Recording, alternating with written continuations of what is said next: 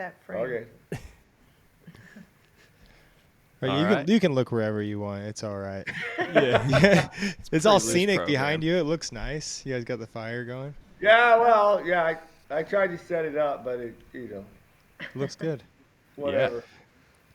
Welcome, everybody, to another episode of Forging Brains podcast. I'm Riley Kirkpatrick, my co-host, Gavin Cooper. And today we have two very special guests. They're two people that really don't need any introduction, but they definitely deserve one. We have Kathleen and Jim Poor with us today. And we, first of all, appreciate you guys taking time out of your busy lives. You guys are two very busy people. But I think it would be cool for everybody to hear you guys' story and where you guys are at now. Well, I think you guys gotta give us a chance to think on that. It's a lot of years. So Yeah. Sometimes you might need a question to spark an answer, I suppose. Yeah, we'll start with Kathleen. Kathleen, where are you from, and what kind of led you into the path, first of all, of like shoeing horses? Well, I'm from basically California, born in California, lived in a few other states, but California. And I got married when I was just barely 18 to another gentleman. And he kind of the whole thing started with me having horses, and kind of a boring story. It's the same old thing, but and he lived on a ranch, shod his own horses, so we shod mine, and then I worked while he went to school, and then he finally landed a job at American Airlines. And could sustain us. I didn't have to work. So Okay. So he said, "What do you want to do?" And I said, "I want to shoe horses." And so went to Lee Lyle's shoeing shop. Lee Lyle's Lee gave Green. me, or Lee Green, sorry, Lee Green, and he set me up with a shoeing rig, basically, or the stuff to put in a shoeing rig. And, Very, very small little yeah, trailer. and Shelby built the trailer and set it up for me, and then I started shoeing horses, and there were a lot of people that helped me along the way. I mean, Rusty Brown was one of them. John Gorton was another big one. So did you just learn by experience at that point? Yeah. You just shoeing your guys' own horses? Well, yeah, I started there, and then like I say, John Gorton was probably one of the main guys. He gave me work 2-3 days a week, pretty steady with him. And then, but I guess my big break was Karen Parker, and I don't know if she's still out there, but she gave me her whole business. She moved to Bend, Oregon. Okay. And she gave me her whole business, which was a little bit outside my area. Especially the nudist colony. Yeah. Yeah. They had the nudist colony they had some horses at the nudist colony? Yes. That was a eye opener. I bet. For Culture me, shock. especially That sounds when you bring the foot forward and you got a guy holding a horse. Yeah. You can only imagine. Oh my You guys got God. some cross ties or something. I don't know. Yeah, exactly. It just sounds very uncomfortable. Like not it was for a like little weird, yeah. well, not even just for you, for them. Like with riding a horse, nude doesn't sound that great. I don't even think they rode. Okay, okay, had that fits the pets, bill. They had Yeah. pets. They had They just goats, looked cool. llamas, and all kinds of stuff there. And they lived right on the railroad track where was that? Anyway, San Bernardino way up there. But anyway, she actually gave me a shoeing business. And before that, I was only trimming. I just trimmed. And Nice. I Barefooter. put my card out at Norco Ranch Outfitters in Norco, California, and that's where I started my business. So And did you start out doing any forging at that point? Or when you were doing any No, shoeing? Rusty Brown turned me on to the uh, Western States. the Western States Farriers Association and the associations, American Farriers, all of that. And that's when I started getting interested, I guess, in forging was from there. And I met people. Alice Johnson was big person that helped me in the competition, learning about horseshoeing. You know, I kind of been around a lot of those kind of people, which I was really fortunate.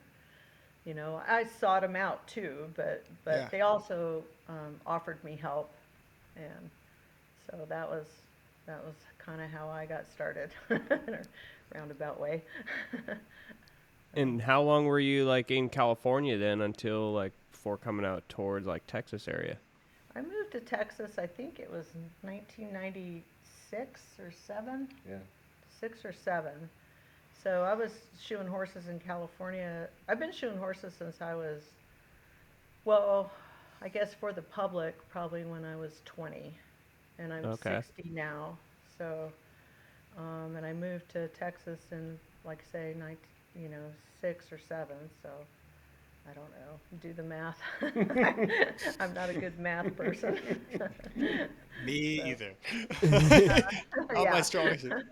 Yeah. And at what point did you start to meet Jim in there? I met Jim at competitions. I've known of him. Actually, we met for, I guess, the first time probably at a Bernie Chapman clinic in Lubbock. And that's probably where we first met, but probably got to know him better as friends and stuff through competition, because I started competing back then, and I can't remember when the clinic was at Bernie's, but it was Been early. 98. Yeah. No, God, no, that would have been Yeah. 97.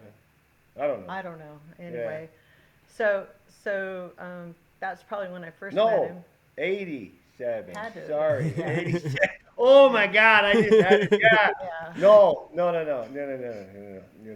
Yeah, we're already shooting horses together by that time. Yeah. Yeah, that's 10 years before that. Yeah, we've known each other for a long time. Yeah. So Texas move, that was a big move for me, because I pretty much stayed on the West Coast. You know, I was California, Oregon, really California, Oregon. I don't think I ever lived in Nevada. It was close, but I don't think I ever lived there. And but I lived in a lot of different parts of California. I think my favorite place to live was Bishop, California. That was Okay. good. And I loved, of course, Central Oregon my dad had a ranch there. It's kind of where I sort of started learning to shoe horses, was there. And I love that country. I like What part of Central Oregon? it was, a little town called Terrebonne, Oh yeah. which was about, Not so 25 little miles. anymore. No, it's No, Not so no, I know. little anymore. No, yeah, but it was little back then. We used to have to ride the bus, my sister and I, the bus to school 3 hours a day. It was- Holy cow. Man. Yeah, yeah. So we were on the bus between going to school and coming home. Coming home was the longest. It was 2 hours. You're almost on the bus more than you were in school. Exactly. Yeah. I always So- wonder so that it when the was- school bus goes by our house at like 8 o'clock at night, and I was like, man, Yeah. is that really those kids like just now getting home? Getting And home. it yeah. must be. Yeah, my sister was smart. She'd do all her homework on the bus, and I didn't. But anyway, and in Oregon back then, I'm sure it's probably the same, but you can get a hardship license. And so I got hardship license and was able to drive my sister and I to school, and because it's a daylight driving thing. And, Yeah.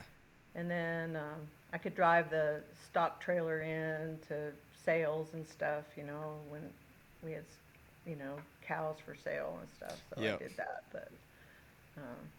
But anyway, that was a whole nother life. I did like it there a lot. When she was 14. Yeah. Yeah. 14. Yeah. Yeah, they still have that where kids can haul hay for the farm Right. and can haul Yeah. Yeah. You know, they livestock don't do or that in Texas. drive to school. Yeah. Yeah. Well, Oregon, that's, It's you know, surprising. they had Yeah. all of that. So it was cool for me. I learned to drive pretty early on. Um, Yeah. so I don't know. I like Central Oregon a lot. Yeah, it's not a bad area. It's gorgeous. It's just now the people that all live there aren't Yeah, aren't well, the it's same it's anymore. high desert. You kind of gotta like that type of country. Mhm. Yep. You know, I think Oh yeah.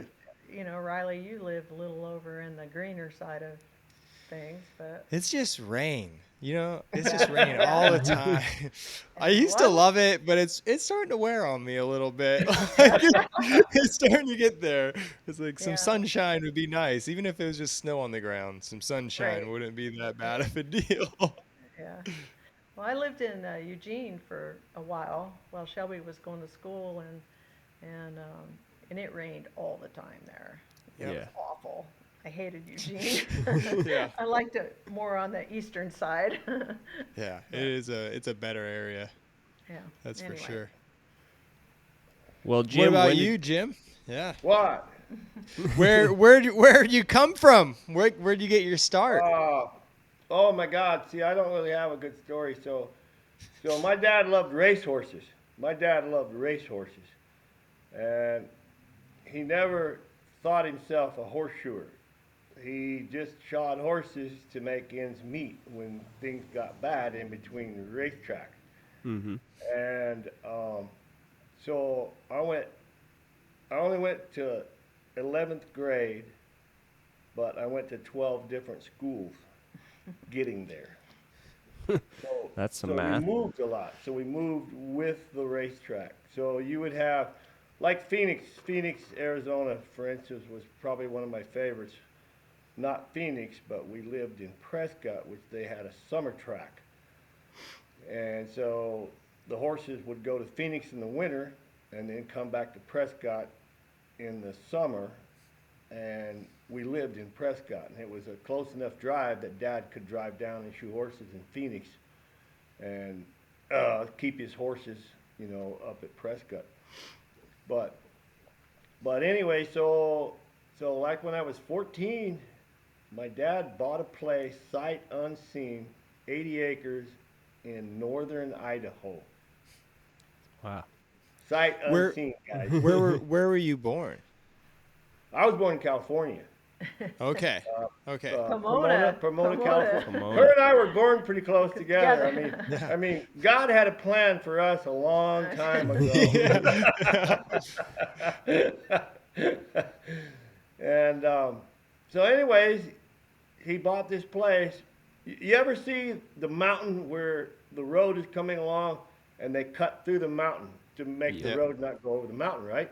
Mhm. When we got to Idaho to check out my father's new land that he purchased,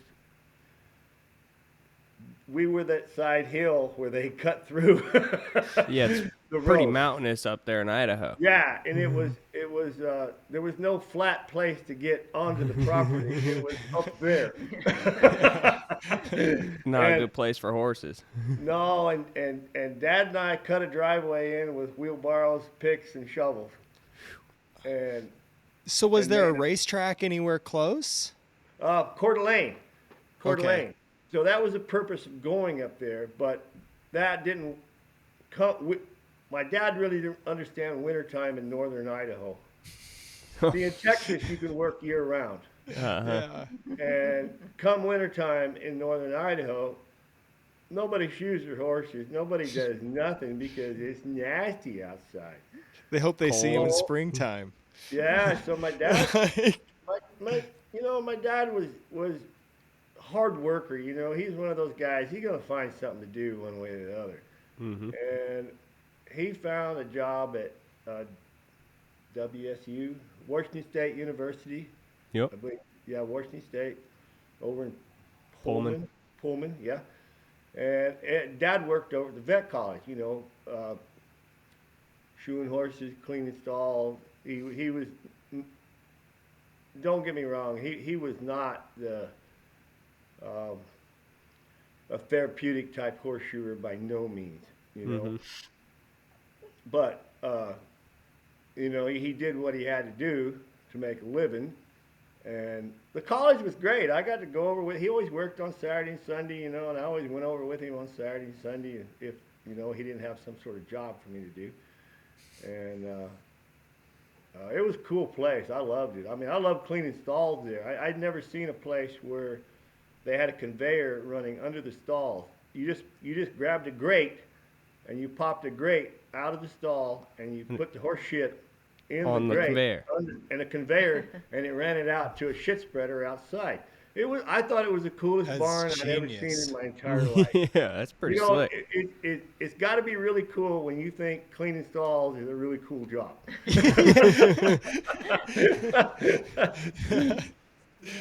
No joke. But, anyways, you know, I loved it up there. I really did. I mean, I worked a lot of days in 8 foot of snow in a t-shirt and never got cold. It just beautiful country. I absolutely loved it.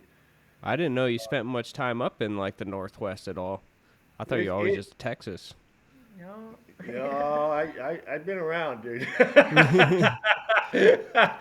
Well, I remember, And, weren't you like cutting cedar up there? Yeah. And when I was in high school, we stole it. You were poaching cedar trees. Yeah, we'd go on potlatch land And you're editing this, right? I'm sure it's past the time now. Yeah, like, you're maybe probably so. good. Yeah. I took her up there about 10 years. Those young guys are still doing that shit today. Oh, yeah. That's how you get beer money right there. Yeah, I bet. Yeah. If they can let homeless people live on BLM, you can steal all their trees. Yeah, I mean, That's how- it was, and back when I was up there, you know, Forest Service guy would catch you with a load of cedar you had no paperwork on. He'd just make you unload it and burn it. What good is that? You He know, didn't nobody take you wins. to jail. He just made you unload it right there. And You couldn't have it. You couldn't have it, Nobody could have it. but he wouldn't take you to jail over it. You know, I mean, Yeah. That's nice. it was kind of like, you know, cops pulling you over and you had a 6-pack of beer in the car. You know, I mean, they'd make you pour the beer out Mm-hmm. and then send you on your way and give you a little ass eating, you know. But so times have changed. I guess that's what I was kind of excited to tell the story when you guys asked me to do this about times changing. I mean, times have changed so A lot. dramatically as far as, and that's one of them. The difference between a cop taking you to jail and a cop making you pour the beer out on the side of the road and giving you an ass eating and sending you home. Mm-hmm. Which, I mean, it was just as scary for me because all I could think about is what if he called my dad? Yeah, there's Yeah. That would be consequences the to be worst. had. That would have been the worst. You would rather spend the night in jail. Just I don't call my would rather spend the night in jail than him call my father. Oh yeah. Oh, that's So- great. So No, it's times have gotten a lot more official. yeah, For sure. It's like everything has a repercussion. It's like the same thing I'm sure now is like, as horseshoers, we have to worry about getting sued, you know, by Yeah. horse owners and stuff. It's like, yeah. I hate that thought completely, but yes, that is true, and I'm sure it's more true where a person is making their living shoeing horses. I'm sure that is a lot more on their mind than. I've always been pretty lucky, you know. So the horseshoeing business, speaking of getting sued, so the horseshoeing business, to my knowledge, has only had horseshoeing tool business. Sorry, let me back up just a minute. All right, so horseshoeing tool business, to my knowledge, has only had 2 lawsuits. From tools. That's, to my knowledge, I'm just saying it like that. To my knowledge. Yeah. And I've been involved in both of them. And I I pretty much wanted to fight it tooth and nail, because I am in the tool business. And, Right. Yeah. not because I want to protect myself, but I know what kind of people are out there. And if you've ever, so like Europe, for instance, the boys that go through the training in England, for instance, they make their own they make their own head stamps, they make their own rituals. Now they may not make them once they get out, but they have had a go at it. That's part of the training, and they kind of get an idea if How to maintain. if they can tear them up. Yeah. So they never even think about sending that back to the manufacturer, because they knew as soon as they drove it into the animal, they knew it was their fault. Yeah. But we have, in this country, we have the total opposite. We do have the, what I call untrained, and Sue happy. giving, but also giving them credit, they haven't had any training, which that's all of our faults, not just theirs, but it's all the system. And if I am close to a guy who has broken something, who has trashed something, if we're at a clinic or something, and I can go to his truck and him and I can make a horseshoe together, that just went away. That went away because I can explain to him what he's doing and then show him how to do it properly. And it goes away. That problem goes away. As to where the difference between, they don't know Jim Ford from a horse's ass, and they don't have anybody at their hometown to take them to the truck and help them, show them, fix it. You know, not only show them how to do it, but show them how to fix it. Yeah. Where next time it happens, they're in control themselves, and show them how it happened. I mean, I've seen a lot of people come up to me and they don't even have any clue how it happened. And it's really quite easy standing to the side watching someone with the hammer shaft way down, way high, to the side. They're not in control of what they're doing. And that's one thing. I'll say something nice about Riley. That's one thing I like watching Riley's.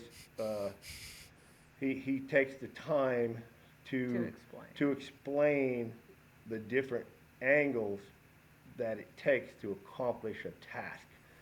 And Well, in a way, that's like very that's selfish. easy to forget those different things. Yeah, I mean it's selfish though in a way for me to show everybody, because it then makes me not have to repair tool. You know what I mean? Less tools get broken, right? Correct. That you sell. Correct. Yeah. Well, And I think a little bit like you were saying, the system deal is like, we probably, like, one thing, like England has a basics to their system, and so they're like, okay, these are how tools break, you know, and they learn this in school. Like, well, our schools, you could see a guy that's a teacher at a school use a 4-punch, and you're like, well, you don't know what you're doing. So everybody that you're teaching is not going to know what they're doing. You know what I mean? Exactly. So it's like we got no basics. Like, right. So there is some. I'm not saying all. I got to be real careful with my wording here. It's not all. Yeah. But as a majority, we really don't have good training. I mean, I applaud all the guys over the years who have come to work for me, who have been to my shop. I mean, they're all good tool guys. Every one of them are good tool guys. And the reason for that is I wouldn't allow anything less if they were in my shop. Yeah. So do you kind of have like a thought process on maybe like how the system could be fixed in that kind of way? Oh my God, dude, you're like 20 years. Don't You're open 20 that years up. too late. Don't open that up. So you want to hear a story? I'll tell you a story. Yeah. This is what makes for great podcasts. That's what we're here for, is good It's stories. a long story. I'll try to make it short. We got This- time. Okay. This lady right here. We got time. Back in the day, I had been to Europe maybe 12, 13 times. I don't know. And my very first year was my true eye-opening. I got to tell this little short story. It's a little short story. I'll tell you Yeah. a mindset. It's a mindset. So I'm on the United States horseshoeing team. I'm one of 4 guys that get to go and compete. This is my first year there. Or maybe second year, I don't know. But anyways, we were staying with Doug Bradbury. Mr. Bradbury has passed now, and he was a cool guy. His shop was just right out of history. Dude, I cannot explain it. It's truly right out of history. And in fact, they turned the shop into a museum after he retired from shoeing horses. I think we went, we went there after he retired. And it's just unbelievable cool. So my first day, it was my first year on the team at 1989, my first year. And I went out on the van to shoe horses with his son first day. We shot 17 horses. And we were back in the yard by 3 o'clock. Think about that for just that's not how I shoe horses at home. Yeah, But that's a lot. I kind of got the hang of it. I mean, I grew up shoeing cowboy horses and shoeing them fast. I know how to do it. Mm-hmm. And I have a goal. I've always had a goal that not a goal, but what do you call it? I have to live up to a standard. I have a standard that I must get by with. Yeah. I can't go below that standard.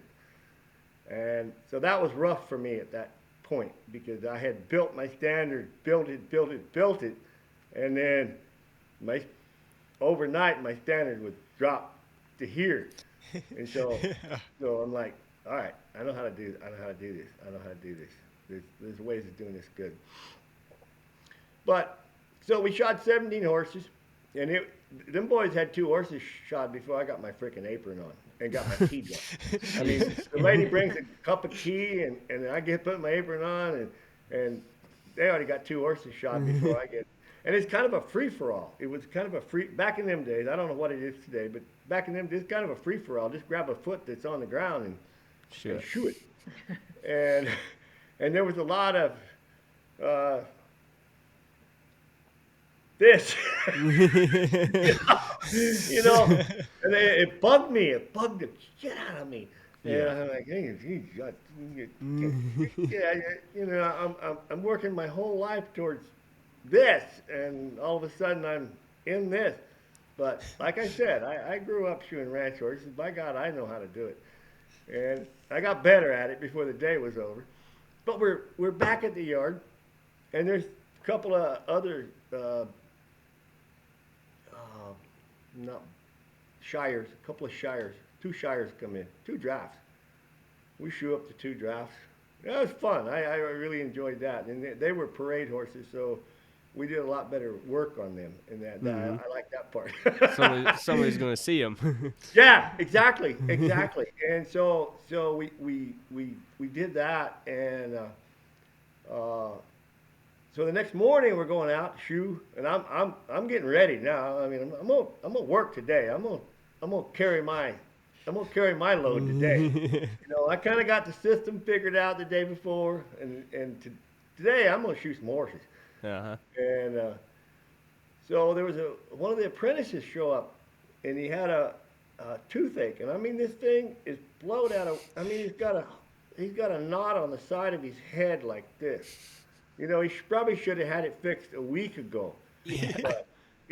But he finally got an appointment with a dentist, and he comes up to the boss and he says, boss, I got a dentist appointment at 10 o'clock to take care of this. And this just bulged out there, you know, like, God damn, that is terrible. But this is the key word right here. he asked the boss, he says, what do you want me to do when I get back? That's the key word. What do you want me to do? And without any pause whatsoever, he said, you grab, I don't remember the name of the shoes, but you grab those shoes, you clip them in front, you grab these shoes, clip them behind, and we'll be back whenever. That was all that was said. When we got back to the shop that day, I had big intentions of practicing for on my deal, you know, practice for the team thing. And so I was all ready to go as soon as we pulled up in the van. I mean, I grabbing my toolbox and dragging my shit in there, and I'm going to practice. And there were so many shoes stacked. Already that clipped up. You couldn't walk. I'm talking about 400 or 500 pounds of keg shoes, toe clip, side clipped. Damn. And I sat there in awe. I sat there in awe of this young man that clipped more shoes in an afternoon after a dentist appointment than I had ever clipped in one setting in my entire life. That's amazing. And that bugged me. That bugged me. It bugged me a lot. And it's one of those things that just kind of eat at you. And so I got back from that trip. I ordered 500 pounds of keg shoes. And every morning I clipped 10 fronts and 10 hinds. He also made me do it too. I mean, when I come to work for him, Everybody that that was worked how for me I did learned to it. clip shoes. That was how I learned to clip. He set a box of shoes in front of me, you know, 50 pounds. for that day, for that, you know, that hour or whatever, and he says, "You clip these." You're clipping And them. that's how I learned to clip shoes. Was Everybody who's you ask anybody who's ever Yeah. worked for me, Yeah. they have clipped 100 pounds of shoes shoes. at a time. Because if you want to compete, so that's one of Another those. thing, yeah. I really enjoyed Chris Madrid's podcast with you guys. I mean, I really enjoy the man himself, but he has something a lot of people doesn't have is regiment. I don't know if that's the right word, but it's purpose. And so I've never been good at that at all. But that story right there is one of the things that I tried to teach people when they wanted to compete was there's got to be X amount of things that are brainless, that you can do brainless. Yeah, you don't have to think about. You can get down to 2 minutes in the class and you can put side clips on a shoe and they're going to be good side clips. They're not going to be sorry. They're not going to be rushed. You know you can put side clips on a shoe in 1 minute. You know you can do that because you do it every All the damn time. day. Yeah. And so if it gets, when I was competing, I never ever let it get down to the last second, ever. One of the things I learned from Mr. Bob Pethick, he was always a hero of mine. If he was at a contest, at a shoeing contest, Bob was either going to win or he wasn't going to finish. And that bugged me. Bugged me. And Bob and I became very, very good friends over the years. And especially when we were on the team together, we became very, very good friends. And even though he is a Yankee, sometimes, but Bob was always so like, what, I competed at national convention for 5 years, never placed in the shoeing. And after the shoeing, all those 5 years, I went and looked at the horses, foot by foot, shoe by shoe, nail by nail, every freaking horse. And I'd gotten the whiskey a little too much one night, and I was complaining about it. I was having a little complaint, loud. And Bob and I was in the back seat of a car, And Bob looked at me just calm like he always is. He's just calm. And he looked at me and he says, Jim, have you ever read the rule book? I said, what rule book? He said, about shoeing, about the shoeing contest. I said, I thought it was about shoeing horses. He says, no, it's not about shoeing horses. It's about shoeing horse a foot to specifications. Mm-hmm. And that, I did, even though I did the whiskey a little bit, I just shut up. I shut up. You know what I did the next morning? Read the rule book. Read the rule book. I won the shoeing for the next 2 years.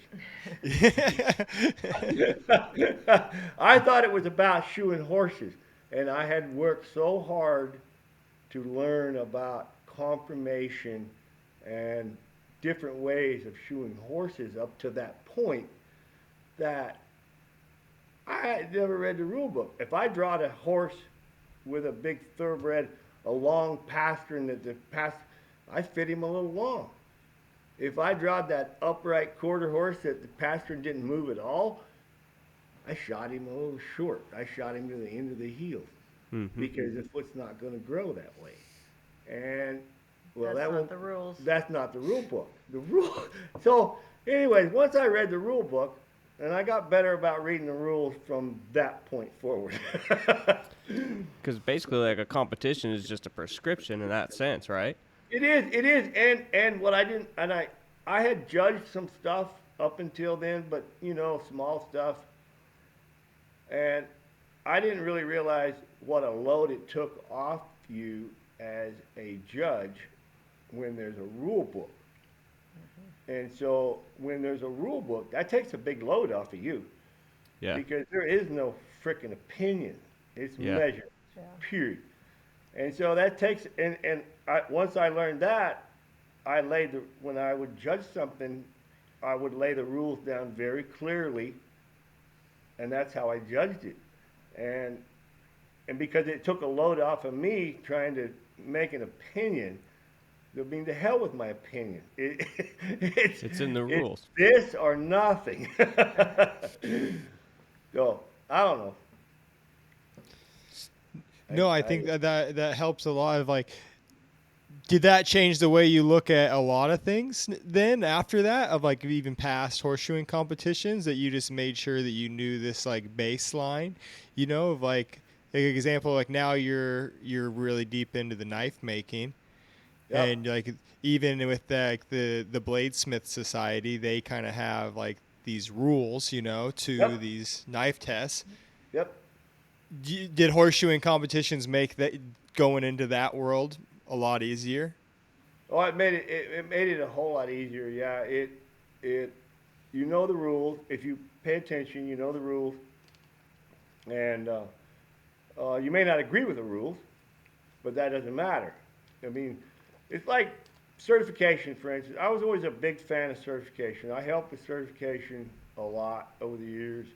And not because I wanted to, because they didn't have enough testers or whatever, and I would volunteer and do it. I really didn't like doing it at all. But if we had a big group show up in Texas and they asked me to come, well, I would come, and I would do the testing thing. But the last time I did it, we had like 50 or 60 people going to test, and that's why they called me. And they said, will you do a demo before? And I said, sure, do a demo. And I'd do a demo. And I asked the crowd of people, I said, so how long does it take to shoe a horse at home? And I got anywhere from an hour to 2 hours. And I said, well, that's good. You got 2 hours here today. And then I watched 90% of them run out of time. And that's when I started to think, so on my own behalf, I gathered everybody up that afternoon and did another horse. Because they lied. Yeah. They didn't lie. They lied to themselves. Because I shoe a horse. Every horse I shod I shot it like Shane Carter, Jim Quick, Bob Pethick, Craig Tunker is going to see that horse. Does that make sense? I mean, that was Yeah. my shoeing career. I mean, the horses I shot went all over the world and sold, and I'm like, somebody's going to see this sumbitch. and I have a good story about that too. Somebody seeing it. So every now and then that would happen. Every now and then that would happen. Somebody would see a horse that I shot, and I'd get a phone call, and that's like beat Yeah. your fucking chest in. You know, I mean, you get a phone call, and you're like, that's the best shot horse I've ever seen in my life. That's good. You're That, like, damn you right. like, man, I like the way you did this. I like the way you did that. I mean, so that's how I shod horses right there. Every stinking one of them was. I thought Bob Pethick was going to see that bastard. Yeah. And I wasn't going to be ashamed of it. I would not be ashamed of it. And so when Kathleen and I quit going out to shoe horses, our business just changed overnight. Grant Moon told me it'll never work. It'll never work. People won't haul horses. Well, bullshit. It We did. had 8 or 9 every damn day at the shop. And it was a whole different customer base. It was as to where we were working for big outfits. Is this California or Texas at this No, point? Texas, Texas. It was Midland. Midland. Trickle down effect. So yeah, we worked for big outfits, but everybody knew that we worked for big outfits. And I would not shoe somebody's roping horse. I didn't have time to shoe their roping horse. But when I changed that to where you used to haul in, so we had pins out front, and people dropped their horses off in the morning. Some Yeah. people forgot to pick them up, Yeah, well, damn like team over rope. the weekend. Okay, he was a tripper. All right. Oh, he forgot to pick his horses up for 4 days. That was bad. That was bad. Yeah. He didn't have any himself at the house. Well, we had to scrounge hay. We had to put a water. No, trough our out neighbor there. did. Yeah, Our neighbor did. Our neighbor had to come ham, and my neighbor goes, "Hey, you think those horses need Are water?" I go, hungry? "What Yeah. horses?" Yeah, we didn't. Yeah, We were gone. We were so- gone. We were gone to Mississippi. Yeah. And my neighbor calls me and goes, "Hey, you think those horses need water?" And I go, "What horses?" Horses.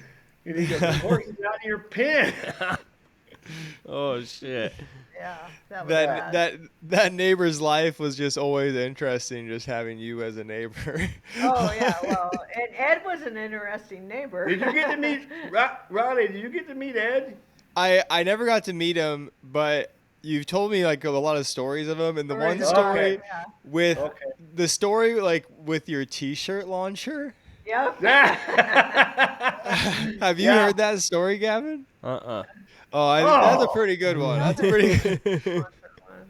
Well, and then the T-shirt launcher was a good one. So we were gonna go to the convention, and I wanted to give away T-shirts, and I had some pretty damn good T-shirts, and I wanted to give them away a little different than other people. I wanted to buy a T-shirt launcher, and I wanted to stand inside the Shoot 'em Coliseum out and of launch it. them out into the public. Now, in these days, the convention was really good. It was really big.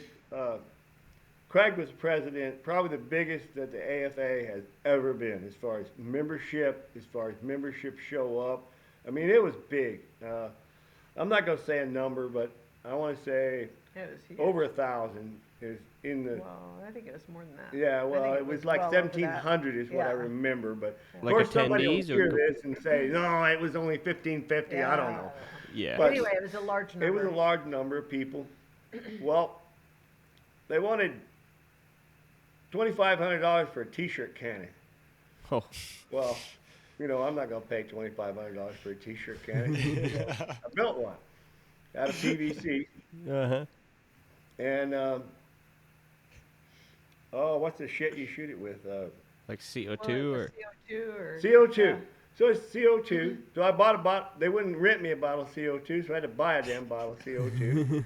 But I couldn't get the right regulator for the CO2, so He just I put a regulator Yeah. that fit on it, and Just let it go. it shot, and I figured out that No, it so, blasted. So Kathleen would take the T-shirts and roll them up like this, and then put them in a plastic bag. That'd get me another 50 yards. and then I could take those plastic bags and spray silicone on them. Oh yeah. I'd get another 30 yards out of that. I mean, I could get 100 freaking yards out of a T-shirt. Hell yeah. And so I'm like, okay, I'm ready to go now. They wouldn't let him shoot it in the convention hall. I by couldn't the way. imagine No, we had why. to go outside. That was the second one. Yeah, Anyway. okay. The first one blew up in my face. Right. So, but Sam Gooding was helping us back in them days, and he was welding all the punches. And I had that damn CO2 bottle sitting on the welding table, and my T-shirt cannon hanging on the wall, and Sam sat there and welded punches all day long. And So then that hot. Yeah. CO2 is hot. The warmed bottle's everything. hot. Warmed everything up. Uh-huh. So then my neighbor, he's walking back. I always watched him walk back and forth, and I loaded that cannon up, and And he kind of looks like Elmer Fudd when he walks. If you can picture Elmer Fudd, that's kinda how Elmer he walks. Fudd mixed with a Ghostbuster. Well, I got this big old PVC pipe thing, and I got this big old valve on it and crap, and it's strapped to my side. And back in them days, I had a flip phone that I stuck to my belt right Uh-huh. there on the side. And so the T-shirt cannon kind of rubbed that cell phone, and I was gonna sail one over at my neighbor, and I wanted Sam to see it. You know, it's no fun unless somebody sees it. Oh, so I'm yeah. hollering at Sam to come on, Sam, come on. And Sam is slow in coming, and he's trying to get everything put away, and I'm like, Sam, come on. I've already loaded the damn thing up. I mean, it's loaded, and it's still hot. And I walked outside, and I'm waiting on Sam to come so I can shoot the neighbor with it. And the sumbitch just blows up. Boom! It tears my T-shirt completely off of me. Cell phone just goes in pieces. My T-shirt gun is all in little pieces. And I'm like, damn.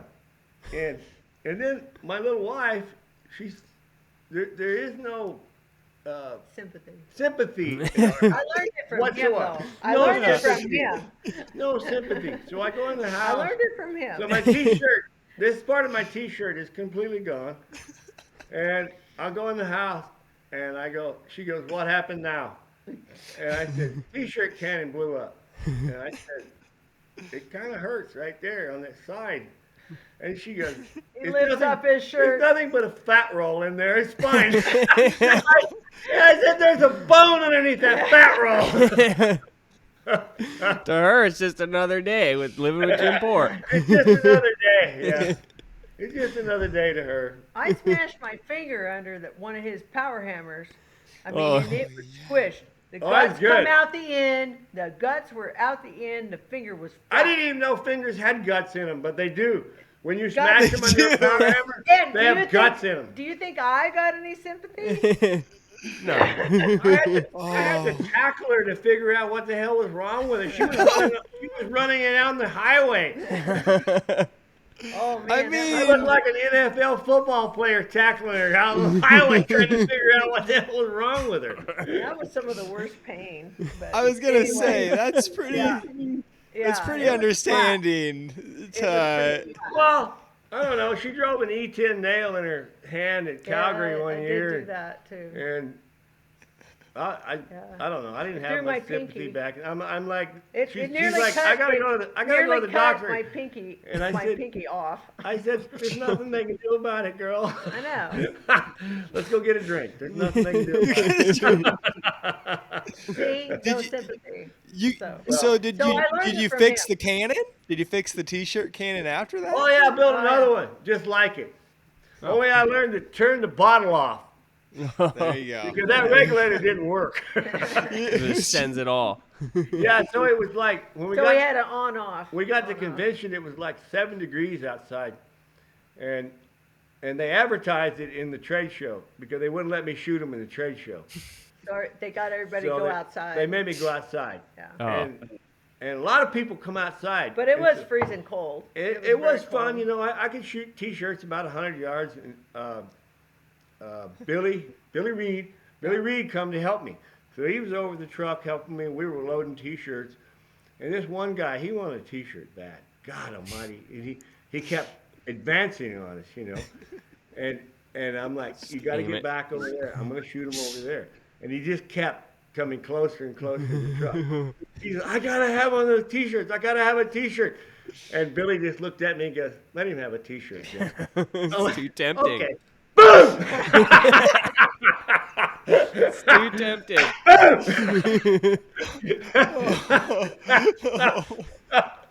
He got a T-shirt. Only Jim Poor gets away with that. Oh, man. You asked for it. Yeah. Or Craig Turnka nowadays. He Yeah. gets away with a lot too. Yeah. Yeah. Like, Craig would probably have a T-shirt cannon at a conversation. Oh, Yeah. He'd probably let that happen. Yeah. He would be good at that. Yeah. Yeah. So, I don't know, guys.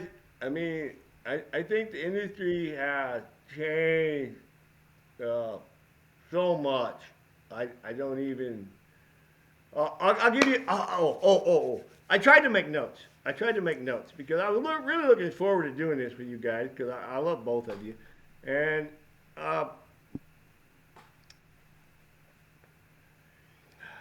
What?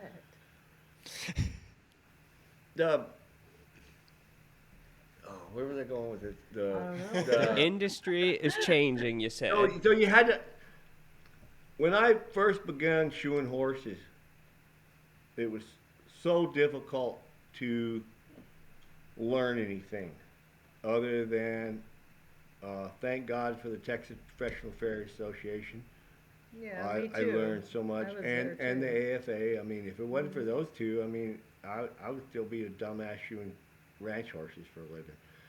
And there's nothing wrong with shoeing ranch horses. Once I got a whole bunch of high dollar horses to shoe, some days when I'm listening to some ignorant fucking woman talk about her horse, that I know. What? She's punching me in the back. Yeah. I'm thinking, that. wouldn't it I would think to myself, I said, wouldn't it be just nice to go shoot 10 ranch horses rather than shoot 4 of these bastards? Because I don't have to listen to anybody. I mean, life was a little easier. So maybe some of us search out to make our life more difficult, and I think I'm one of those people. I search things to make my life difficult, just because I want to prove I can do it. Does that make sense at all? No, I think it does make sense because like I think it's funny that you say that like, oh, you would just be shoeing ranch horses if it wasn't for those associations. I would strongly disagree. I think no matter what, like, because like look, even like right, like you haven't just shod horses in your life, like you know you guys have done numerous different things, and so like I don't think like you're just a busy guy. Like you No, are someone that makes a lot out of 24 hours. Yeah, I Yeah. gotta stay busy. I gotta stay really busy. I mean, I gotta keep. I have to keep brain thought. I have to keep The brain working. the brain working. I think, you know, my age, I've seen some guys sit on the porch and they go to shit in no time. And so one of my goals is, and I want to stay healthy. One of my favorite things in my life, I mean, I have a few favorite, but one of my favorites was when Kathleen and I went over to England, I don't know, 2000, 2001. I judged the international. And you have a little downtime when you're doing that, you know, and so I'm bored, and so I would search out other things to go look at and do when I'm not needed. And there was three 4 men out front shoeing a draft horse for the Yeah. public. One was Edward Martin. Because there's Dave. obviously a fair going on. It was fair, at the big time. fair, Yeah. big fair. Yeah, I think. So they did a demonstration. They were doing a demo of shoeing Of shoeing a Clyde, draft. shoeing a Clyde out there. Yeah. Dave Wilson, Jim Fair. No, Jim- not Jim Ferry. No. Alan. Al- No. no. Their are the their brothers. dad. Their Their dad. And Dave Wilson, and Edward Martin. I can't remember the other man's name. I knew him quite well at the time, but I can't remember. I didn't know him very well. Anyways, but they were all 60 years old plus.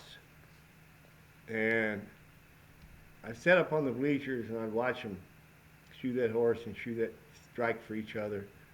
And I thought, you know what, if I don't do anything else in my life, I'm going to be that guy.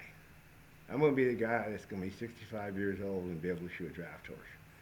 Yeah. For the Instead of public. sitting around in the bleachers and No. being the one Yeah. watching, No. right? At that Yeah. point. I won't be sitting around in the bleachers. I'll be able to shoot that draft. I may not be able to do it in the speed of modern competition, but I'll be able to do it. Yeah.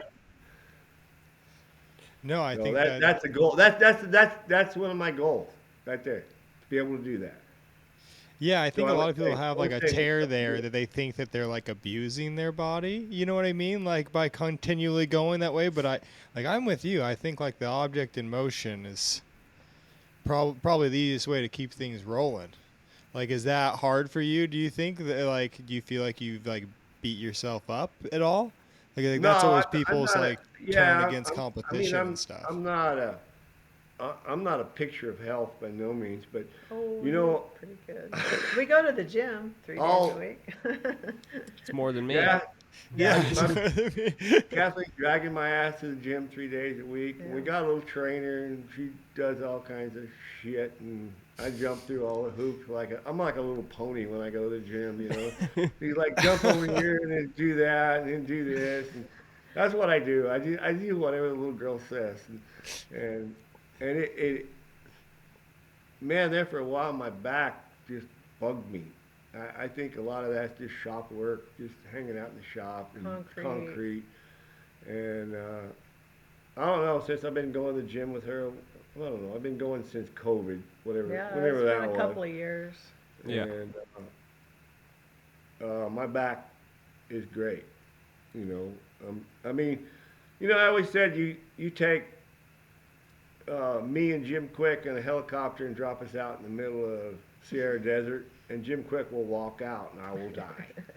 I mean, body-wise, I'm just not built as well as he is, and I won't be able to walk out.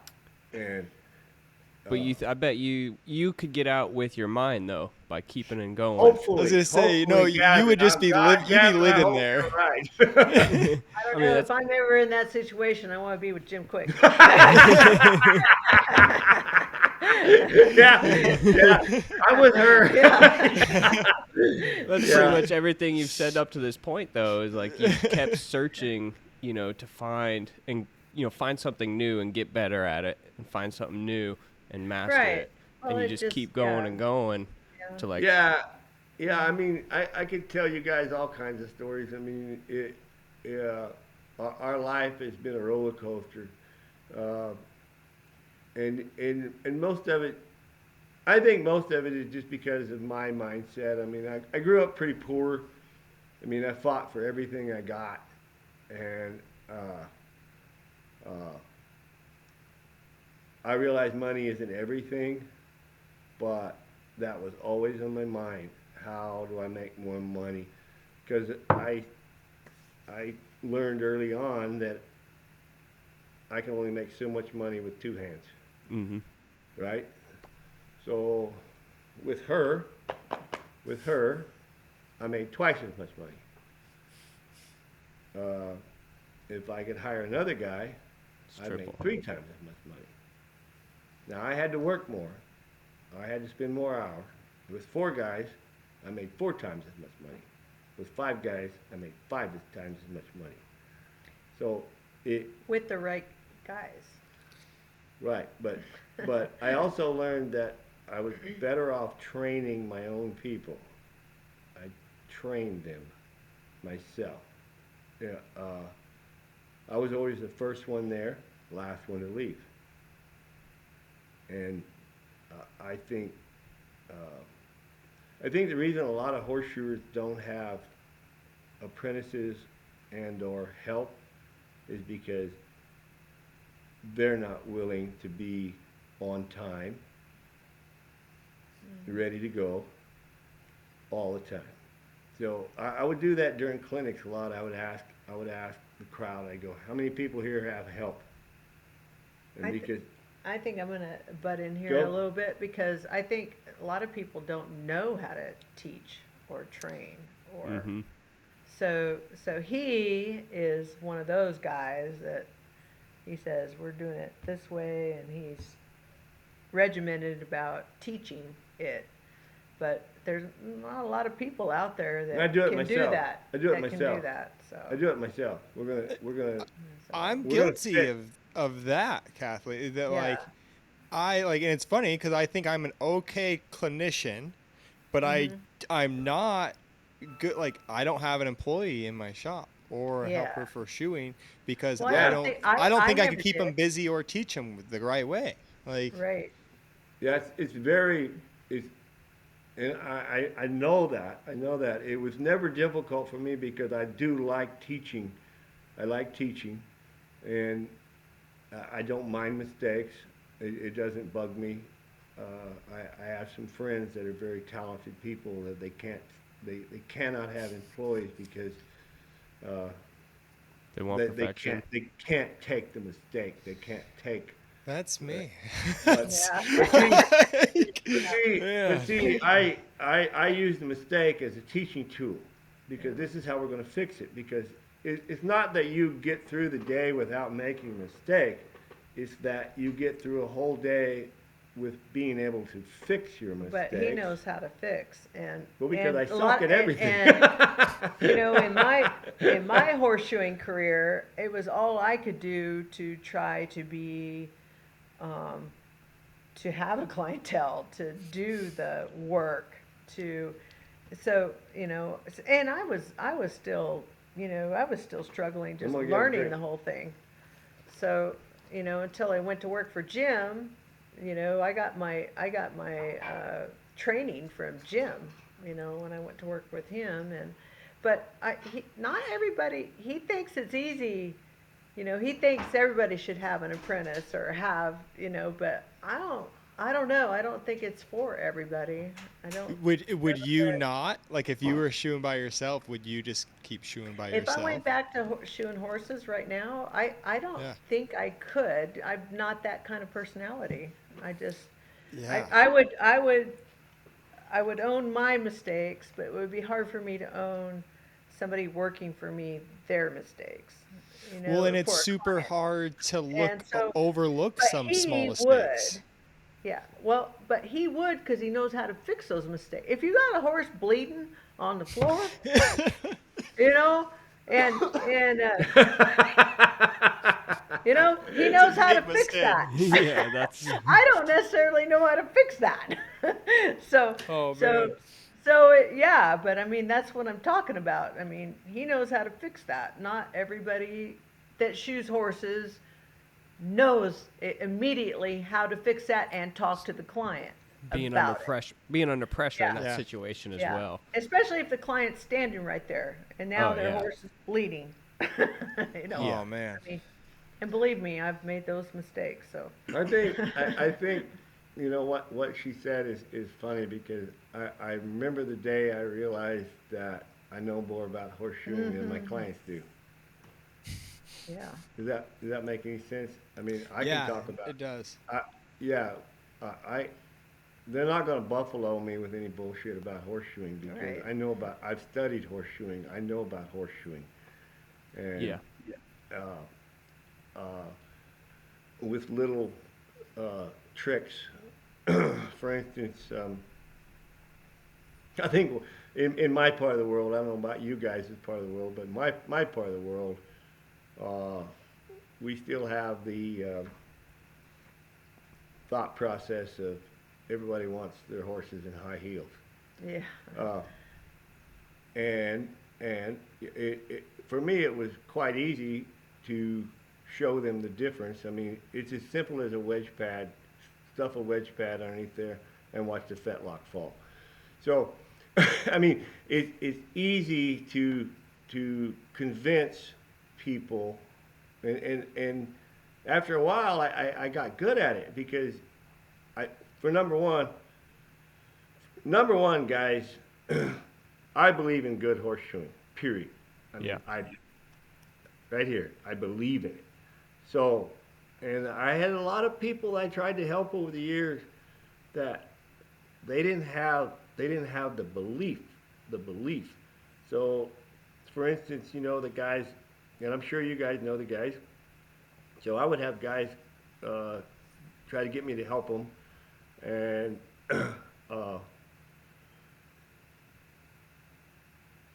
and if they didn't shoe horses every day like that, You're never you're gonna. never going to get on the United States horseshoeing team. You're Oh, never yeah. going to win a competition if you don't practice and believe In your everyday work. In your everyday work, believe that this is the way I'm going to do it. You're gonna fail, and I watched tons of them fail, and I have watched a few that changed their way. Something else I wanted to mention to you guys. When I started going to competitions, I think it's important because I try to go to as many WCB competitions as I can, and I always go to Texas contests, and I visit with people, talk to competitors, and if they don't,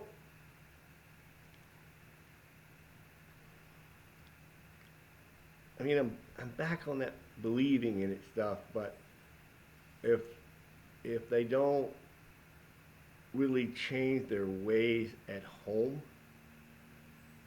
it doesn't work. I mean, you can't. It's like the certification. I mean, you can't come to a certification. I mean, every horse I shod it like someone's coming right behind me, looking at it. Mm-hmm.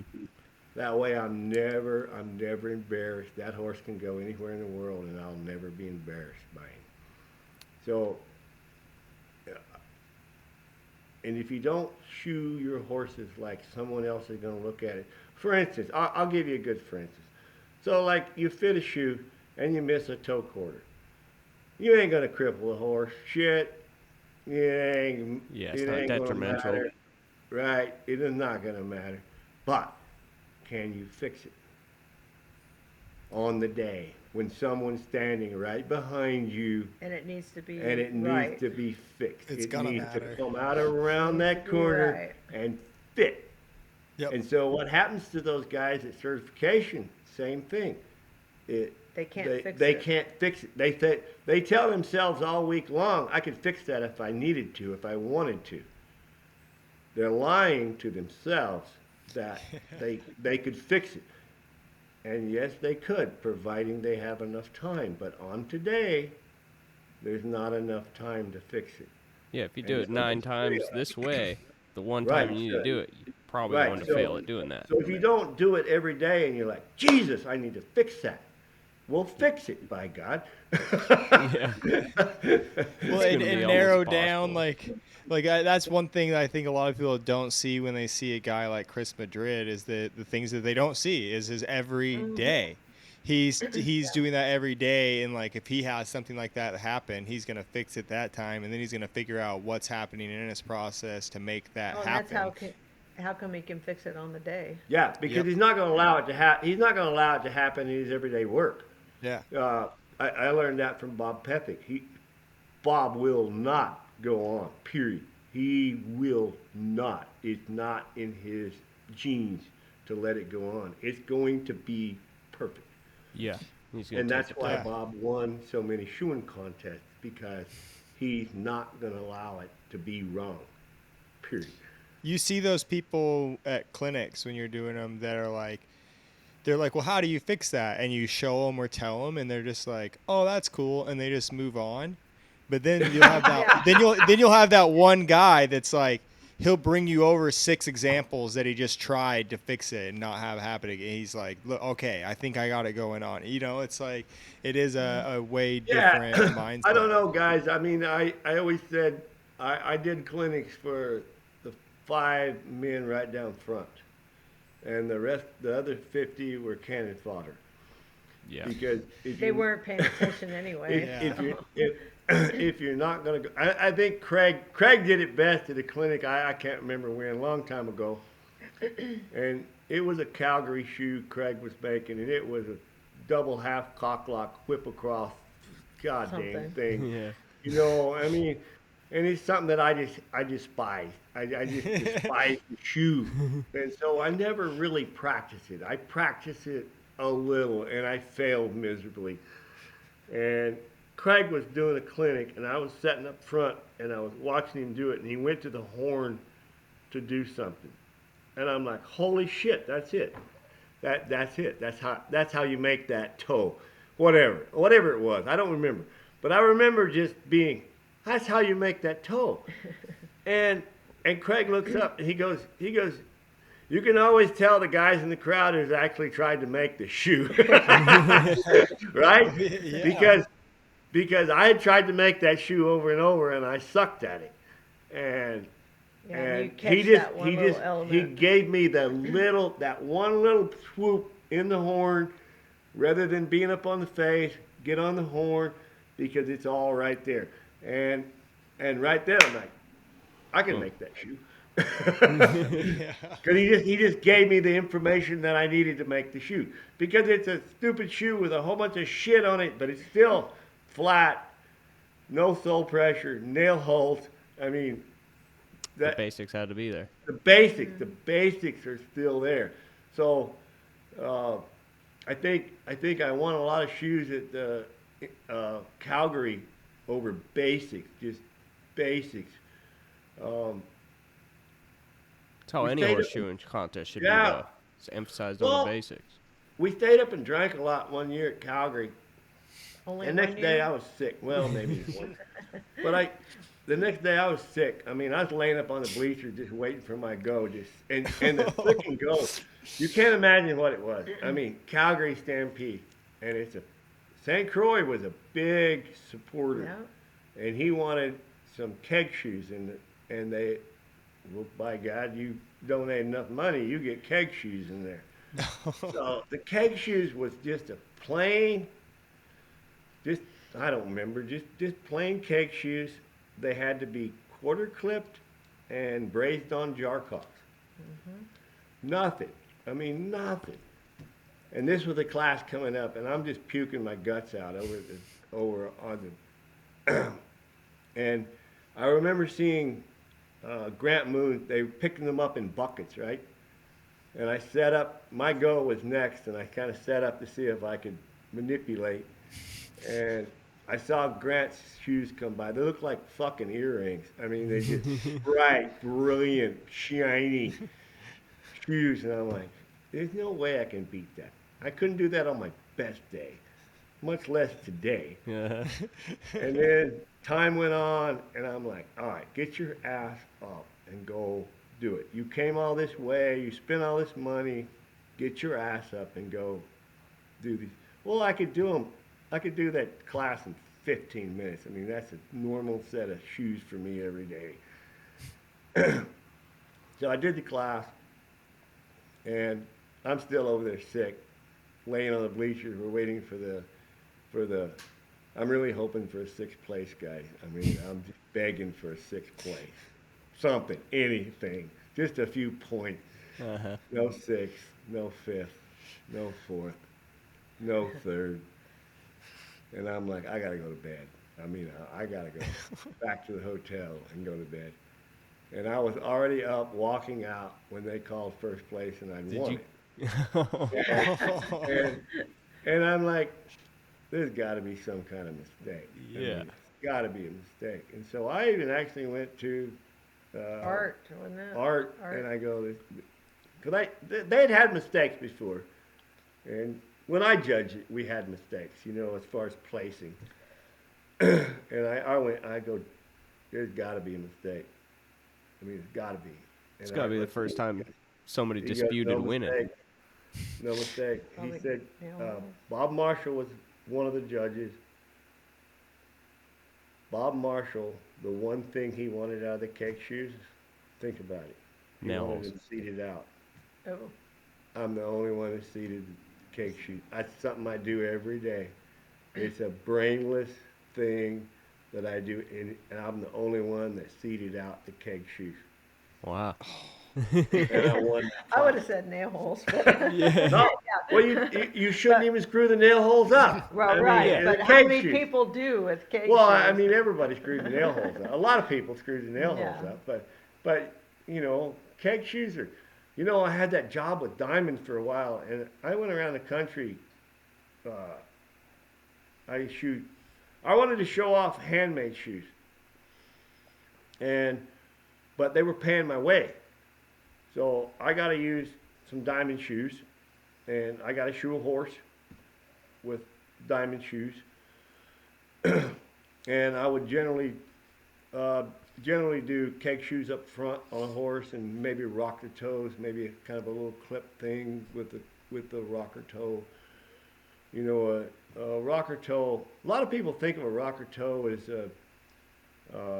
a dead stop. That's a square toe to me. I mean, I rockered my toes over the horn, so it was a smooth bend. And Shane Carter taught me that, by the way. I didn't learn that on my own. First time I saw Shane do that, I'm like, yeah, that's it. That's how I'm going to do that from now on. Wow. And It's a cool way to fit them too. I mean, I yeah, it's a very easy way of fitting Yeah, too. I liked that it. fits up nice, and it is a clip of sort. It is a clip. It helps hold. It takes pressure off of the nail. Right. So Yeah. In our Takes part of the torque world, away. if you've ever seen a horse in a concrete barn, stomp flies all day long.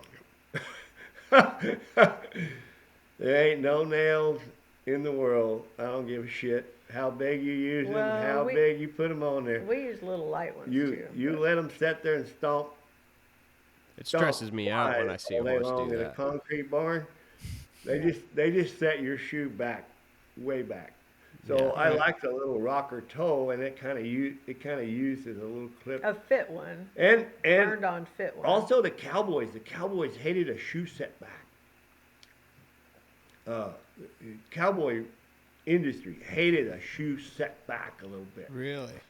So I would use a rocker toe to fool Cowboys because I would fit to the end of the wall, but yet ground breakover with 3/4 of an inch back. Yeah. Does that make You're sense? achieving both things. I accomplished both things. I made a customer happy and I made a horse happy at the same time. Yeah. And so I got to be a hero twice. Yeah. Just by doing a little magic show. And my job stayed tighter, longer than anything they had.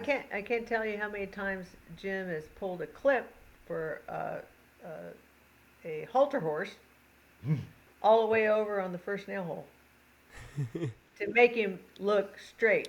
Like So he was trying, they like put the it's foot going. down, even though the knee and everything is turned this way. He's got the clip in the center, Yeah. right? Even if it's already all the way over on the first nail hole, when the foot's on the ground, it looks like it's straight.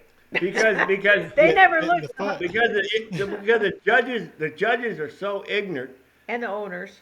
Owners, judges, the whole bunch is so ignorant that you can fool them with just Just foolery.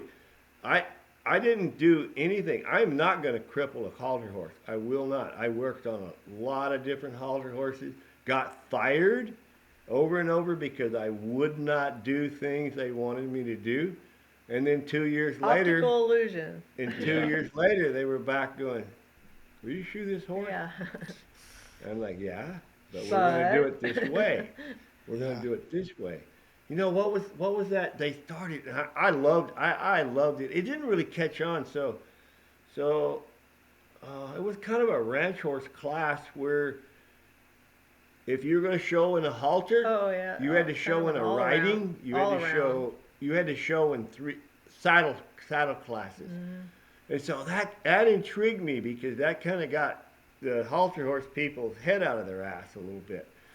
And I'm like, okay, this summit needs to be sound. He's got to be able to work. It needs to Right. be sound. Yeah, you And got pack so- weight. Yeah. He's got to be able to work. I mean, he can't be the steroid, big Yeah, guy. he He's got to he have needs- a little limberness, a he needs to little be able to ability to work. move. Oh, you guys have no. Kathleen and I got a job one time from a vet, and we went there, and it's paint horses. Remember? Yeah. Got your first pair of half rounds. Yeah, I know. Yeah. Talk about when I was talking about the bleeding. Oh, Oh, I was a newbie.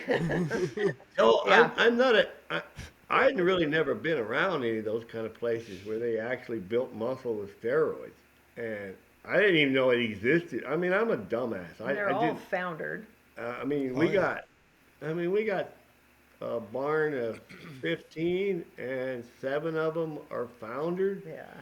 And I walked through that barn going, holy shit! I mean, they're just like, ooh. I mean, they can't even walk. They're I mean, so they big. walk like this, and we're looking at horses, and the first few horses, and I'm like, yeah, we can do this, we can do that. I said, you got X-rays on the horse? Oh yeah, we got X-rays. Okay, so and we go through, and then somewhere during the morning, I kind of took off to take a leak or something, and I'm like, I come back in, I asked the manager, I go, where do you exercise these horses? He said, oh, we don't exercise them. Yeah, what's Yeah. exercise? I mean, there's a treadmill back there that's got 5 inches of dust on it, And I'm like, Exercise oh, would take away all that expensive feed. how do we build? and drugs. How do I we mean, build? I mean, I'm such a dumbass. I'm like, how in the hell do we build this muscle without work? I didn't know. Over your And head. Kathleen, she's a little more of a druggie than me, and she's like, drugs. I just been around it a lot in Educated. California. She had seen it before. I had never seen it, And I'm like, we can't help these horses. We can't help them. I mean, Nope. Well, something you brought up to me the other night was that you wanted to kind of touch on modern way of education these days on how people consume information. yeah. Something I was kind of thinking about, when you brought up about your upbringing where you just had to figure it out and you made it work. Whereas like nowadays, I think people have such easy access to everything that maybe they don't necessarily want to work as hard because it's like, well, it's here and I can kind of get a little bit of it. And then they think they have a grasp on it, Yeah, so I know exactly what you're talking about, and it's one of my pet peeves, and I don't. There is not a damn thing you, or I, or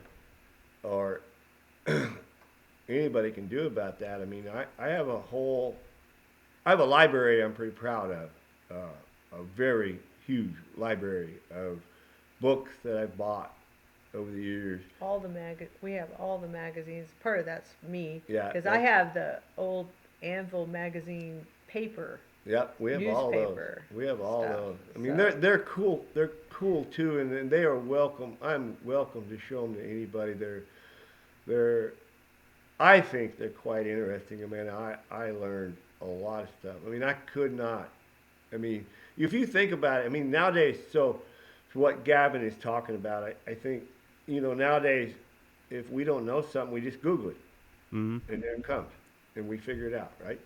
But back when I was learning, And you too, the only way you got to find something out was when your magazine came in the mail, and so once a month, and if you could subscribe to another magazine, you paid your money and you got another magazine. You know, I mean, whatever was out there, it doesn't matter. Whatever was out there, It was just hard to find information. It was hard for me to just find, like, Animal Magazine. I mean, Yeah. and until I had my little group of people that started telling me about all this other stuff Right, that was out there. right. And I mean, I didn't know anything. And that's the association stuff. I mean, her and I cut from the same cloth. I mean, I craved information and couldn't find it. information, but there was only one way to get it, and that was to go to a certification, a contest, something like where she's from, California, me, Texas. So I would go, and that's how I got my education. But and I remember stopping when my dad was still alive. I stopped at my dad's house one night and stopped to visit with him. And I just got back from Houston, 10-hour drive for me, Houston, 10 hours one way. It's not close. No, but that's how far I went to go to a Certification. PPFA Event.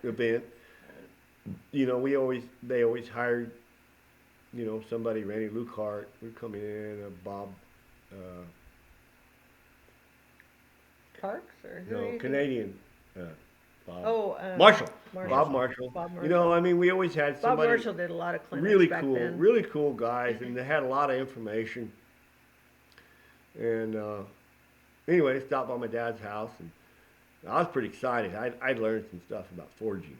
Randy Luckhart forged a Fuller for us, and I had forged some Fullers, nothing like that, and a whole lot quicker than what I was doing. And I was pretty excited about the whole thing. And, I stopped by my dad's house, and he said, "What'd you learn?" And I just, talked. I spit out shit for an hour about all the stuff I'd learned. And I'm going to shop right now. I just got home. Yeah. But I'm going to have to make one right now. And he's like, "They just taught you that for free?" And that was the face. They just taught you that for free. And I said, "Yeah, the association. I mean, they hired the guy and he taught us all for free." And he goes, "Really?" And he just looked at me kind of lost, like. And when he was a young man shoeing horses out in California on a racetrack, you walk into a barn. What story he told me was you walk into a barn and somebody's shoeing horses. He said they put their tools up. They just stand there and look at you. Oh yeah. And you talk to a lot of the older guys, and they'll tell you the same story. I mean, exchange of information was not free. And what I've learned over the years, I did a lot of tongue making clinics over the years, tons of, I don't know, hundreds of them. And I remember this one guy coming up to me in California. He said, "Don't you make tongs for sale?" And I said, "Yeah." And he said, "Aren't you afraid of showing everybody how to do it, and then they'll go to making their own tongues?" And I said, "Dude, it's too much fucking work." They're too lazy. They're not going to do it. And I knew they weren't going to do it. I mean, there might be a few, which we have. So what? I mean, out of 30 years, I've got like 5 or 6, maybe 7 people, and none of them really. They never cut into my tongue making sales. I say none of us. Like, I don't want to make tongs for sale. It's way too much work to hand make those things and sell them. But it's like, yeah, they are not even somewhat cut into it. It's like, I do. It's one of those things, though. I got a real just this Christmas. It's one of those things I really, really like knowing how to do. And I learned to make tongs, not to sell tongs. I learned to make tongs because I wanted to hold shit that I forged. That's the only reason. There was never any thought pattern of making any money from it. It was just I needed to hold stuff. And I couldn't afford to buy them, and they weren't really available back in them days. No. There wasn't any Chinese shit on the market. And so I just wanted to make my own. And a young lady called me before Christmas this year, and she says, I want to buy a pair of tongs for my dad. And I knew this young lady. I knew her, and she'd been out to a few of the hammer ends, and she could run a sledgehammer. I mean, she was damn sure could run a sledgehammer. And I told her, I said, better yet, you come run a sledgehammer for me, and we'll make them together Yeah. for your dad. Perfect. Hell yeah. That's awesome. And that was a fun morning, very fun morning, because she got to make those. I mean, she forged the range, she forged everything. I mean, her tongue was dragging by the end of the morning. But, you know, I started her on a big hammer. I started her on a 10-pounder. Well, you know, and she's a high schooler, I believe. No, she's in college. Is she She's in college yeah. now? Okay. Yeah, she's first year Well, she college. started. I mean, her dad brought her out to the shop quite a bit in the last few years, and so, but she enjoys that. She enjoys the work, Nice. and yeah, I think if I'm thinking about Oh yeah, the same girl, yeah, Michaela. Yeah, Yeah, Michaela. Yeah. Yeah, I had to loan her a pair of jeans 2 years ago because she come out of the shop in shorts and she wanted to compete. We had a little contest, kind of, I can't Yeah. even remember what it was. Yeah, it was a knife making Knife-making clinic we had at the yeah. shop. Yeah. And she wanted to to do the compete. contest. And she was in shorts and Sandals. Sandals. So I loaned her some gear, and she did pretty good too. She had Leeser. Yeah, Mark Leeser's she was- partnered up with Mark Leeser. There you So go. you guys can imagine how well that went. Yeah. So she did pretty good. Yeah, it was one of those deals where The horseshoeing kind of overlapped the knife making. well, yeah, I mean it was a clinic thing a knife little making bit. deal, but I had a contest, so a whole bunch of horseshoers Yeah, showed showed up up. for it. Yeah. Just for the contest, of Yeah. course. Yeah. And they had all practiced. Yeah. but yeah, it was good, and it was an eye-opening experience for a lot of knife makers because they thought they could forge. Yeah. They don't know anything about forging. Well, some of them don't. I mean, But I mean, it's funny when I was talking to Tom about it. Like it's blacksmiths and knife makers will know the techniques quite a bit more than horseshoers, but they won't know how to do it. We're like the horseshoer, he won't even know what he's they doing. know the technique, but they don't know how to do it. Yeah, but they could tell you all the they could tell you all the technical things and all the books and everything. And like, but then the horseshoe would be like, I don't know what I'm doing, but this is what I do. I just hit things. Exactly. I have no clue what I'm doing, but this is how we're gonna do it. Yeah. That was like just the horseshoer way of just like, Yeah. I don't know what's happening there. I just do this over and over again, and it comes Yeah, out like this. You know, it's that not knowing anything. You guys know Rob Gunter? Have you ever heard of Rob Gunter? I have I it. don't think so. Okay, so he's the New coolest Mexico. guy in the whole world. He's just down the road from Craig. Or he was. I don't know if he's still He's there. still there. Is he still there? He ain't neither one of them moved. But so he's the last blacksmith that worked for Sandia Sandia Labs. Laboratories. Now, does Sandia Laboratories ring any bells? Not to me, no. No. Okay, it's where the atom bomb was made. Yeah. Oh. Okay. All right, now we're catching up. Now it's where the atom bomb. There's a lot of smart son of a bitches working there. Smart people. So why did they need a Yes. blacksmith? Well, Oh, come on, dude. This is from, they had, you should see this blacksmith shop. From the 1930s, the space program has been around a long time. And in 1940s, come on. You know who made all that shit? That blacksmith shop built all that shit. No shit. Yeah. so they Yeah. were. So the, The let's forged shorten it up. titanium forge. Okay, shorten it up. Shorten it up. So No, that's pretty yeah, cool. I didn't know them guys, and he was in charge of that blacksmith shop. that. Okay. So I'll give you a short one.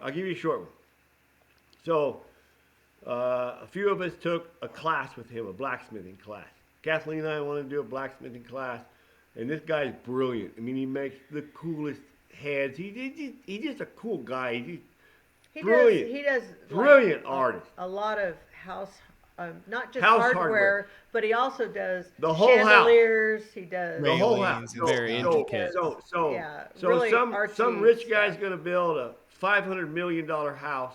Every piece of hardware he made. Every And- door latch, Wow. And every he'll light, do the railings, railing, the he does chandeliers, the whole thing. the Every whole- piece of steel in that house, he made. Yeah.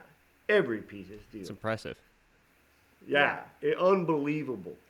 So Anyway, we took a class, horseshoers, and he had never been around any horseshoers before. This was his first experience with horseshoers, and he was very regimented. You know, of course, he had chairs laid out with books on I the can chairs. just imagine how this is going. yeah. Nobody looks at the books. No one's sitting in a chair. We're just walking around the shop looking at shit. Right? I mean, it's not going well at all. So he kind of barks at us right off the bat. Yeah. And And he's got his little His agenda. whiteboard. he's got an agenda, what we're going to do, because only horseshoer he knows is Craig, and he met him 15 minutes an hour ago. Or 2 weeks ago, he met Craig for 15 minutes. So he doesn't know shit. So can I say this? No, maybe not. Well, I won't don't say this. know. I won't say this on air. So his knowledge of the horseshoeing world is a guy that everybody knows. Yeah. He can't hit his ass with both fucking hands. Yeah. So, sorry, can I say that on there? Oh, Yeah, you can say whatever. Yeah. You can cut it out later. All right, so, but he can't. And so we're all like, you think that the gift of the horseshoers? So the first thing we have to make is a hammer. First thing we have to make as an expert class. This is his expert class. Uh-huh. Is because Craig told him we were all experts. Yeah. Okay. So we have to make a hammer. So he gives a demo, making a hammer. You know, it takes him about an hour, whatever. Forges a hammer. Cool hammer. I still have mine. And so we're all turned loose. All hand crank forges. All hand crank coal forges. It's all good. It's all cool. We're blacksmithing. And so Like pretty I got basic mine little all- hammers. Like a pretty basic hammer. Diagonal, square-headed diagonal. diagonal crossbeam. Yeah, diagonal Okay. crossbeam. Little Yeah. square-headed diagonal crossbeam. You couldn't get any simpler. Okay. And so he was over there working on some house stuff, and I had my hammer done, and I went over there. I wanted to make dragons. I knew he used a lot of air tools, and I wanted to learn about air tools, speed shit up. Yeah. And I knew that he used a lot of them. So I walked over there, and he just barked at me. He goes, "You got your hammer done?" I said, "Yeah." "You So you already think- have your hammer done." He said, "You harden it? You heat treat it?" "Yeah." "You put a handle in it?" "Yeah." "Let me see it." He's just kind of barking at me. And so we went around the animal and handed it to him, and he just stood there and looked at it for like 15 minutes. And then about that time, John Suttle walked up behind him and had his done. He thought it was going to take all day, huh? And- Yeah, no, that- that's what he that's said. He said, "This is an all-day project for my expert class." And we're done in the first 45 minutes. Yeah. And so he the first day he was such, so you have to do Regimented. He was You just have to do very this, you have to do regimented this. on his schedule. this, and you have to be out of here by 5 o'clock because I have to make a living here. Yeah. I mean, and so we tried to follow the rules. I mean, we had Stan Huggins with us. So we're all dragging Stan. You got to sweep up. You got to do the whole thing. And Before lunch. before lunch, Because his wife fixes it works lunch. his wife works really hard Hard. to fix lunch And she for us. did, too. And it was a beautiful lunch. Everything was just beautiful. So we tried to follow the rules, Yeah. But on day 2, we left there at 10:30. on day 3, we left there at like 2:30 in the morning because he wanted to show us more shit. No, you're exaggerating a little bit. Okay, whatever. But It was But it got kept longer getting and later. longer. It kept because He he's was- like, he these was guys can do hooked. something. So he was excited like us because so that's what teaching is all about right there. Because if you have a student that is excited and he can actually frickin' do what you just showed him, shit, you want to show him something else. I mean, you Yeah. want to go, Well, okay, let's do this. Let's it- do this. What was cool about it was that we all each had kind of something we wanted to branch out into that we'd never done before. And so he, by the second day, third day, he was catering to each of us To your own specific the wants. things that we own Oh, yeah. interests, what we wanted to do. And That's so it was pretty really cool because I was into kind of doing stamps. I wanted Yeah. to do, touch marks. She did hand. They're the coolest I hand did stamps in a the whole pair of world. hands. She made a my pair of hands. hand stamps left and right. Wow. Yeah, and he did feet, but I did hands. feet. So we did the invisible. I did it for the auction at AFA convention one year. We did a lamp together. Yeah, Invisible And so Man. the invisible man is holding the lamp up, with his He's hands got his and feet He's walking. standing here holding that. Yeah. That's Anyway, pretty cool. That's very yeah, cool. it was fun. It was fun for us. That's- and The lamp you and made the a other- long time ago, Chelsea still brings up and wants me to make what is like where the horse stepped into something. You Right. power hammered a shoe into a piece Yeah. of metal. Right. Yeah. That is. I wanted that back at the auction, but I got one of the wooden ones. I didn't get the original one. The original one It's pretty is cool. driven Yeah. in, but cool. it's in Oklahoma City At a the museum. It's still there. Okay. That's the piece you'll see when you walk into the museum at Oklahoma City. Yeah. That's cool. Damn. It took 3 shoes, Yeah. maybe Do you- 4. Pretty cool, though. Shit, I don't know, but it took a few shoes. Do you have But pictures? well, the first time I did it, I think I probably told Riley this. The first time I drove it in there, I kept looking at it, and I'm not very artsy fartsy guy, but I know there's Whatever. something wrong with it. I just know there's, and I didn't put nails in the shoe. So, Oh so yeah. I just drove the shoe in with no nails. And I'm like, shit, it's got to have nails. The horse has got nails. So then I had to re-drive the damn thing in with nails. So I had to make another shoe because I trashed that shoe. So I had to make another shoe the same shape. I was gonna and put say nails that in it and then drive fit that. the area. Like Yeah, drive that one in there. Yeah. that's Do you have- funny that you say that you're not artsy fartsy. No, Yeah, I'm well, not. he is. Like that's Oh God. You are. Oh, I know so many people that are artsy fartsy. I'm like, I suck at being artsy fartsy. But that's just because his son Tyler is pretty artsy. He blows Jim out of the water with the artsy fartsy Oh my stuff. God. Yeah. yeah. If Tyler you're does. gonna compare yourself to guys like Tyler and Yeah. like Rick Dunkerley that can fill a space with art, like yeah, okay, Yeah, I mean, none of us I are don't- artists, but it's I like don't see that stuff. I mean, I don't see most of the He things. does fun, quick art. Yeah. I mean, the things that over my lifetime that people have thought is really, really cool. There was no thought pattern there. It's just how it came out. You know what I mean? It's like, I know oh, that'd exactly be what you cool if mean. Smashed it there. I mean, there wasn't. you're like that's the grinder I had. It fit that spot. It was that spot. Yeah. Exactly. Exactly, It wasn't like I really wanted it to go that way. It just. Yeah. It's the radius I had. I ran out of stuff. It's just how it worked out. Yep. Something I wanted to ask you guys about that I think could benefit is that I think you guys are very good at business. You guys have been in business, like multiple businesses of like your horseshoeing, the oil field part, everything is like, what are some helpful things that you guys have learned about business that you guys think other people could benefit from? You have to have a Kathleen, and she ain't for sale. No, I think Jim is really good at reading customers people skills then. Yeah, he's really good at that. And I'm not so good at it actually because there's been times that he gets some of the goofiest guys in there, and I think,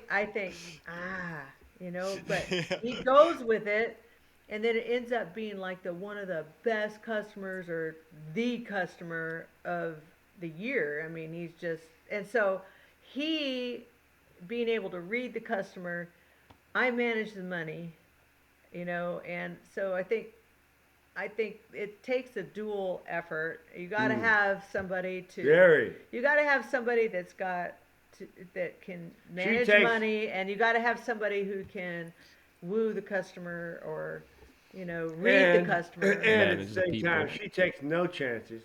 I take Right. all the He's chances. the risk guy. That's what I was gonna say. He's I was the gonna say, risk guy. Yeah, I'm the safe I'm- one.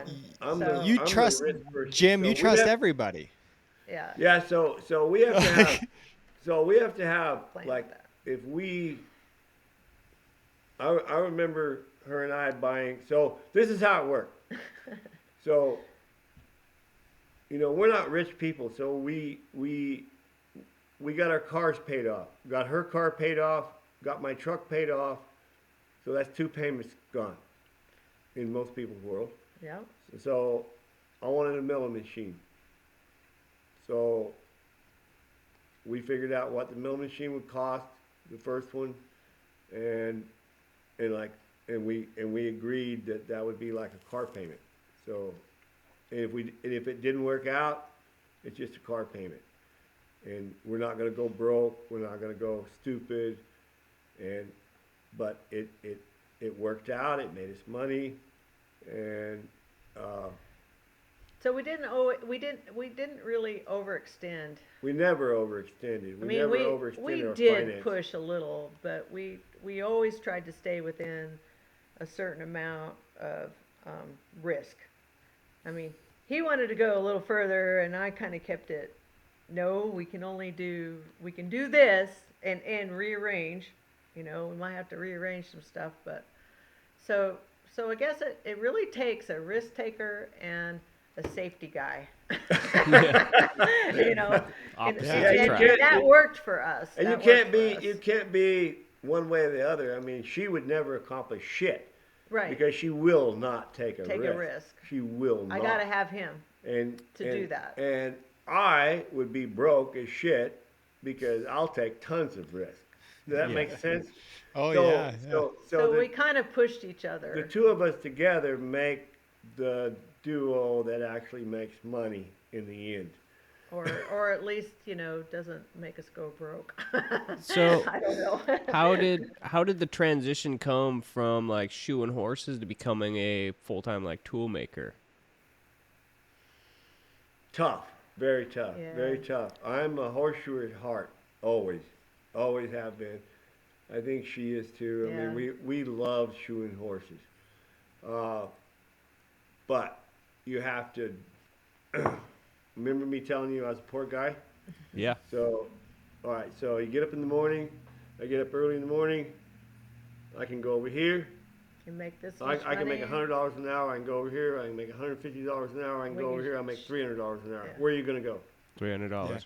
And that's Yeah, kind you of that's damn right. kind of how that And transitioned. that's how that works. That's how that transitioned. It is not a choice of art. If I was a true artist, I'd be shoeing horses. Yeah.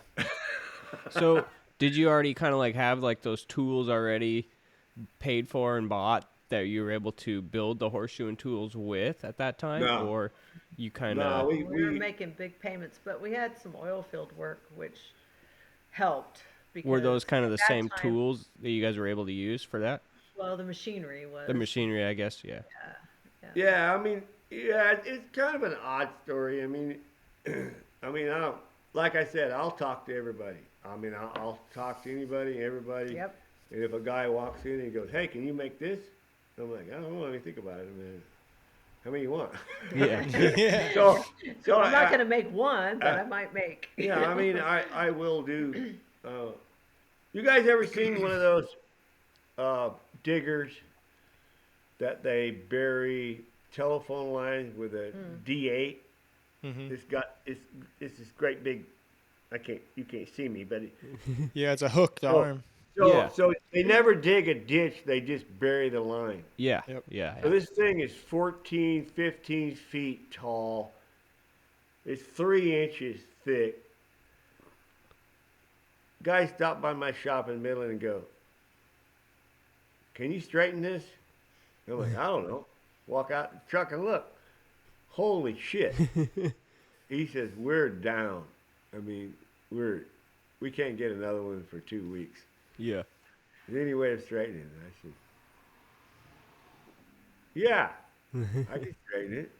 But It's not gonna be cheap. it's not going to be cheap. I'm thinking 10,000." And the guy goes, "When can we start?" I did that in a fucking coal forge. Really?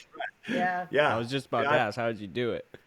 Well, I broke all the bricks off the coal forge and put a new blower on it and piled the coal up higher.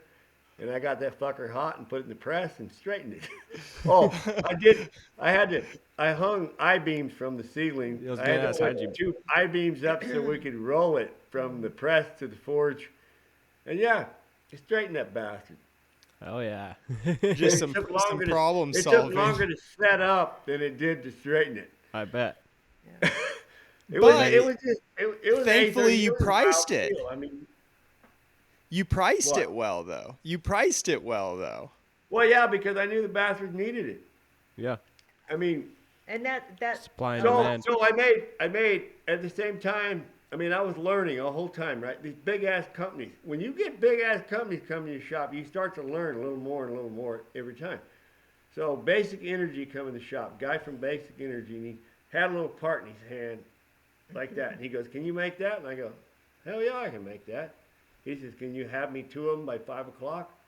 I go, "Dude, all my machines are running and they're set up." He says, "I didn't ask how much." He says, "Can you make that by 5 o'clock?" I said, we don't have a Basic Energy may be big, but they don't have a charge account here." no. He says, "Can you take a credit card?" And I said, "Yeah." He said, "Well, can we have that by 5 o'clock?" And he did it. Of course I did. I had it by 3 o'clock. Made it work. Yeah, yeah. And I was reasonable then. I only charged him $2,000 or $3,000. Yeah. But then when he paid it, he goes, "God, that's so good. That's so cheap." Yeah. He's like, "It's costing us $1 million every 24 hours we're down." So we were way underpriced. Way underpriced. Way underpriced. Wow. So we started learning a little bit more of that kind of That stuff. was one we of my got first in. educations Yeah. about those big ass companies. They don't come to my little chicken shit blacksmith shop unless everybody else I tells just them, told him no. "Go away. Yeah. Yeah. We're not gonna mess with you." But it's one of those things you don't know those prices till all of a sudden you hear one. You know, it's like No, I'm you sure don't know. it's like the knife world. Where you're thinking like no one's ever gonna pay more than $1,000 for a knife, Right? and then all of a sudden you're like $1,000 is stupid. nothing.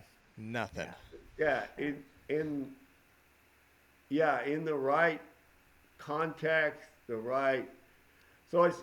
I don't think it's any different than anything else. I mean,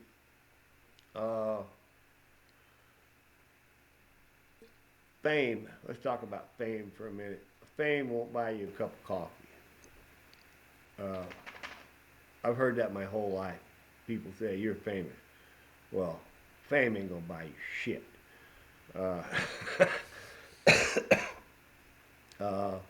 Knowing people, having a good reputation, being honest, will buy you more than you can imagine, in my opinion. Mhm. Being famous is useless, but having a good reputation of being an honest man, a fair man, will get you a long ways in life. And or even if you're maybe we don't make that much money on this deal. she was always after me, horseshoeing, guy drive up in a open top trailer, little 12-year-old girl get out with a crippled horse, and Kathleen go, how much? And I'm like, $60. Now you pull up in a You're keeping her $130,000 happy. rig. I got better at it. And you've already pissed off $500 for some dumbass to shoe your horse last time. Mm-hmm. Honey, it's going to cost you $500 to get your horse shot again. It's just the way it is, and it's the way how I feel about it. I mean, without mentioning names, I mean, I can tell you several times the horses that have been shod across the country, and then they got crippled, and then they come to my shop. And I tell you who the smart guy is. Jim Quick is the smart guy. He's the if you want to talk about money now, he's the smart guy. So we had a horse that a barrel horse. Horse was winning everything all over the place. And Shane called me, and the horse was in Houston, had a shoe off. I'm in Novice, Texas. That's a good 9-hour trip. And I told Shane, I said, it's 9 hours from here to there. I ain't going there. Anyway, a few minutes, my phone rang, and it was that lady. And asked me if I would do that, put the shoe back on, or whatever. And I said, sure I will, but I ain't going to Houston. She says, I'll be at your shop at 7 o'clock in the morning. She drove all that way. She drove all night long, drove that horse up there. Puke-legged, puke-footed, and needed shoeing. Bad. Not just needed a shoe put back on. Yeah, was due.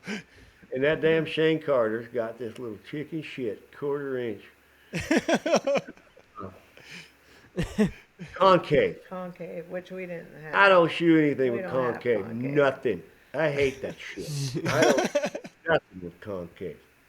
I don't have any. Never bought a piece in my life.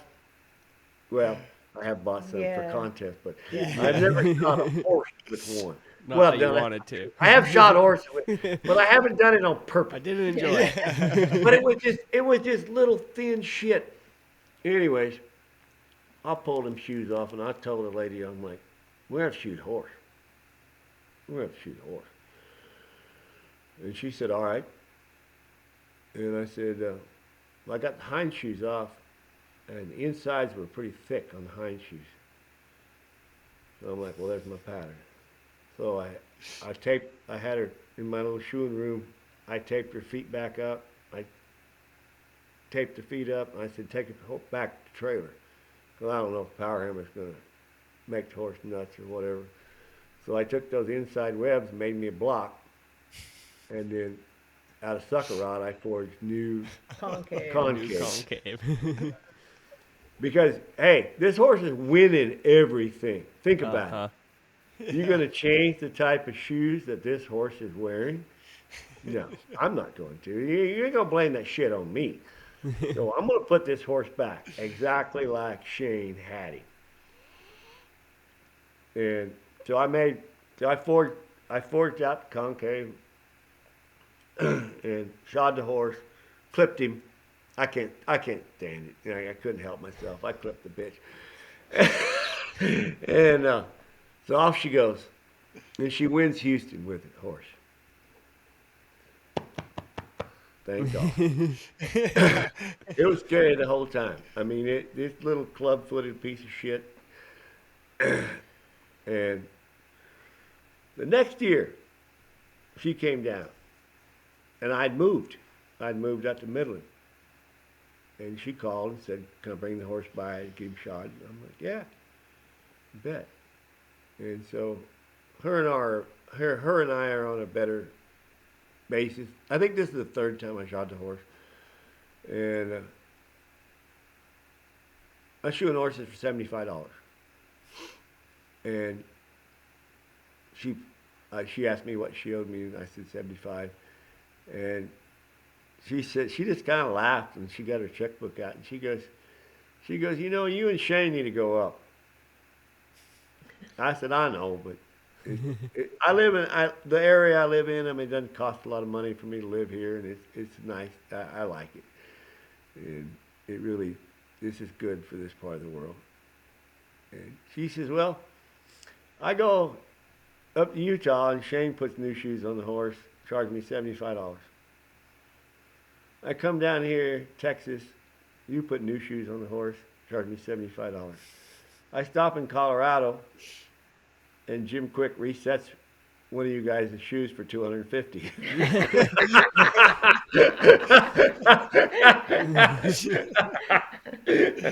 I'm like, well, you know, his taxes on his place is a little higher. Yeah.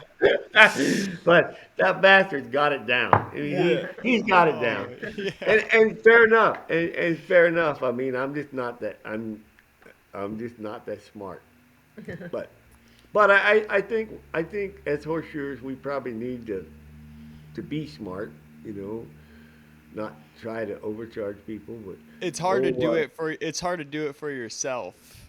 Yeah. Because like I owe charging what I get a charge for tools a lot from you and Jim Quick pushing me charge what I'm doing, Right. you know. So it's Yeah. like Right.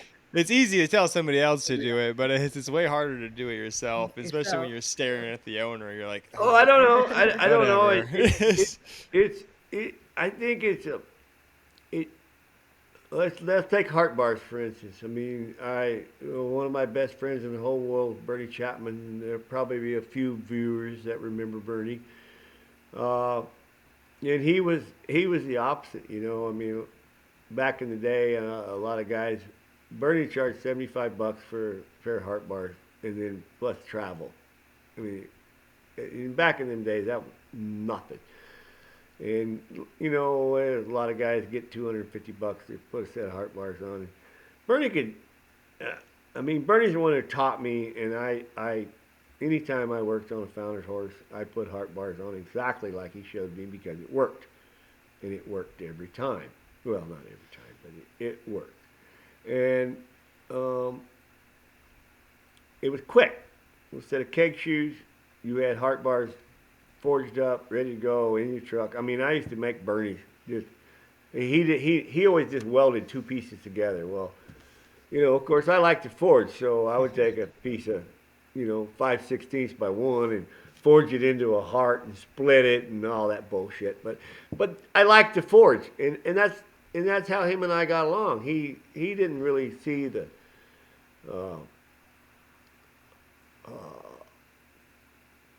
use of a handmade shoe in his world, and I really, I mean, I spent a lot of time with him, and I can see that not a lot of use in his world, but he respected it. He respected it. Him and I one night in the shop, he was after me about that. You know, why do you bother with that? Why don't you, you know, study more about this and that? Well, I'm not a very good student, number one, but I like to forge. Good shit. Yeah, and so I just told him, I said, okay, all right, so you don't see it. So we drug up a horse out of the pasture. This is midnight.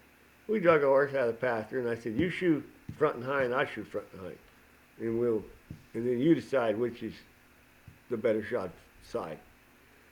And he did his very best with keg shoes. I did my very best with handmade shoes. And we got all done and got a glass of whiskey, and we sat there in chairs and looked at it. He goes, you win by far, son. You win by far. There's no comparison. Yeah. And I said, oh, I don't know. So I said, there is comparison. There's a lot of comparison. Let's look at what you've done here. There, as far as detrimental to the horse, neither one of us has done detrimental to the horse. The horse is going to be fine just like he walks out of this shop today. But this is what I want to do. Now, to make a sound horse, this horse is just as sound on one side as he is on the other side, bar none. This clinches may not be as pretty, nails may not be driven alike, fit may not be perfect, but as far as soundness, there's no way that you can tell me one side is going to be sounder than the other side. But I like it.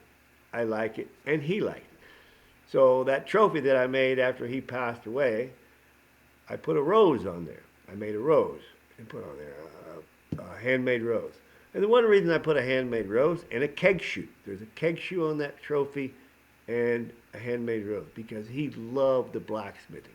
He had no interest in doing it himself, but he had big appreciation for it. So I think I can do a lot of shit with a keg shoe. A lot of stuff. Oh, yeah. You don't have to just nail it on and take bolt cutters and cut the inside off. I mean, you can do a lot of shit with it. Yeah, So- but you know how to swing a hammer where there's not a lot of people, like, 'cause still right now, like, a lot of people can't do a lot with a keg shoe because they don't know metal and they don't know what the hell they're going to do with a hammer, you know? So Yeah, it's well, like I don't. you see Okay, that. there you go. So there's another good point.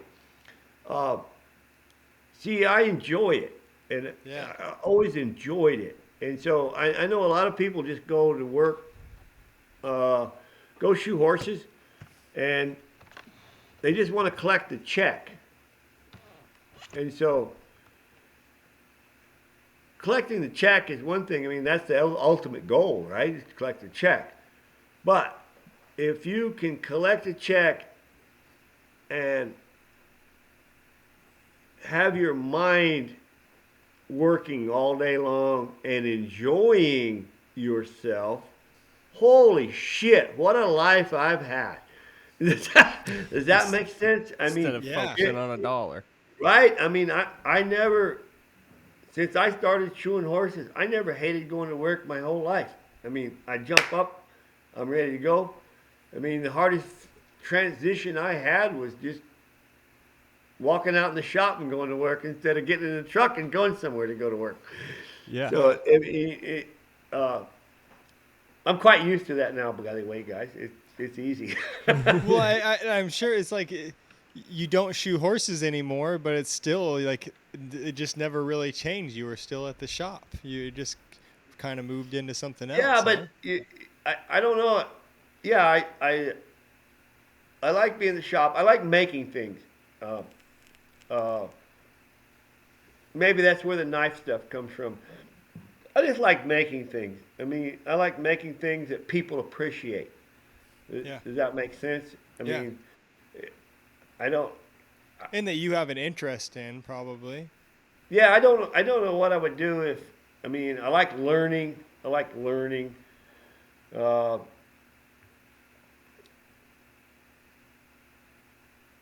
I trimmed a pony the other day, just for the hell of it. Did you? Just wanted Do I to need do to it. trim a frickin' pony? No, you just wanted to do it. But the pony needed trimming. And feet were like that long. You know, traced some WD-40 on my nippers and made some chips. You know, I don't know, my back didn't hurt. I mean, I didn't quit shoeing horses because I didn't like shoeing horses. I love shoeing horses. We got off track a while ago, but I would have really liked to see, and people throw rocks at me for this, but I don't really give a shit. But I would have loved to see an apprenticeship program in America that meant something. And back in 93 or 94, Kathleen did a lot of research for me because Australia had a good apprenticeship program. England had a good apprenticeship program. And I didn't really give a shit for all the rules, I just wanted a good apprenticeship program, that Yeah. meant something to where as a, I don't know how to say this. I'm not going to call myself a master, but that's what they would call a master and apprentices. Uh, so,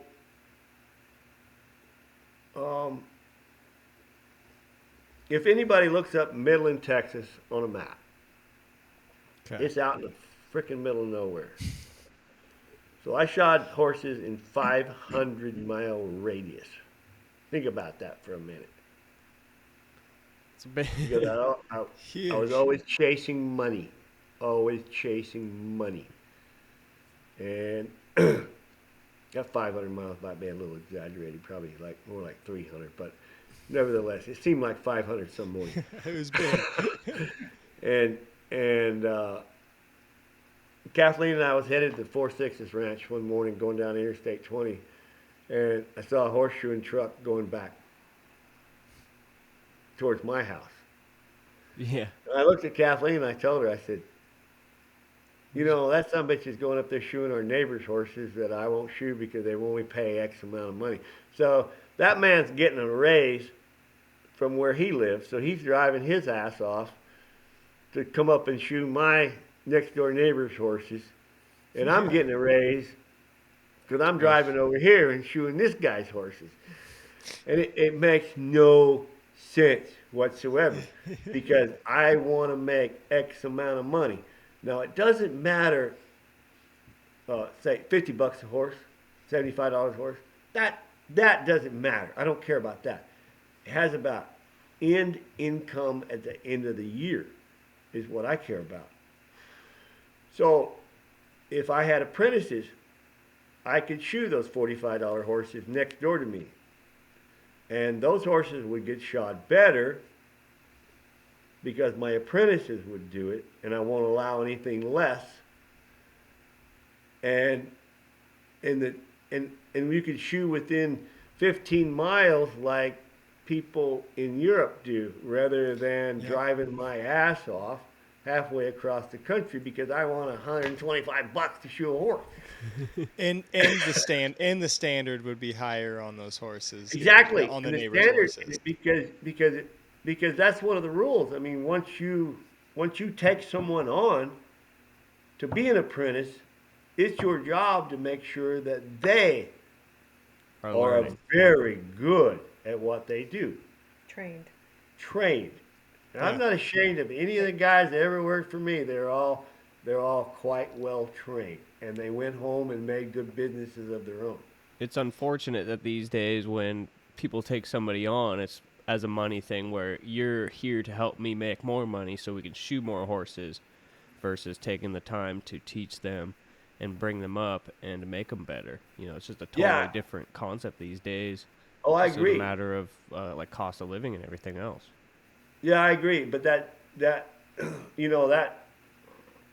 it never come into my thought because the guys who work for me, if you're going to work for me, you're going to do. As good a job, yeah. I work pretty hard. I mean, I put a lot of hours in. So if you can't keep up with me, you're going to go home. It hurts. It hurts when people say they want to come work for you, but they don't necessarily want to learn and get any better. They're there to just do the mundane everyday job. It's. Oh, I don't have any use for those kind of people. No, I don't. No, if they just want to come and go home, nah. I like the guys like I'll mention a few names: Sam Gooding, Todd Walker. Those guys never went home. I mean, I furnish all the steel. Anything you want to practice for, anything you want to work on, there it is. I had it right there. And you shut the light out when you go home. Yeah. And when I would come out in the shop at 5 o'clock in the morning and one of them was out there, had a fire already going, Fired you up. you know where I went. I'll march right out there to see what they were doing and see if I could help. Yeah. What are you working on? How can I help? And so, I mean, if they're out there working, I'm going to be there. I mean, I want them to succeed. And if they succeed, I succeed. We all succeed together. Yep. It sucks that it's just not there anymore. People just don't do that anymore.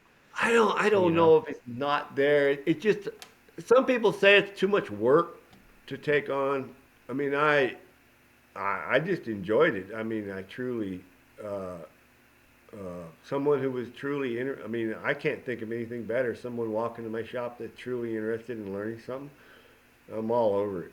I mean, Yeah. and if it looks like they really are, well, shit, I'll spend some more time with them.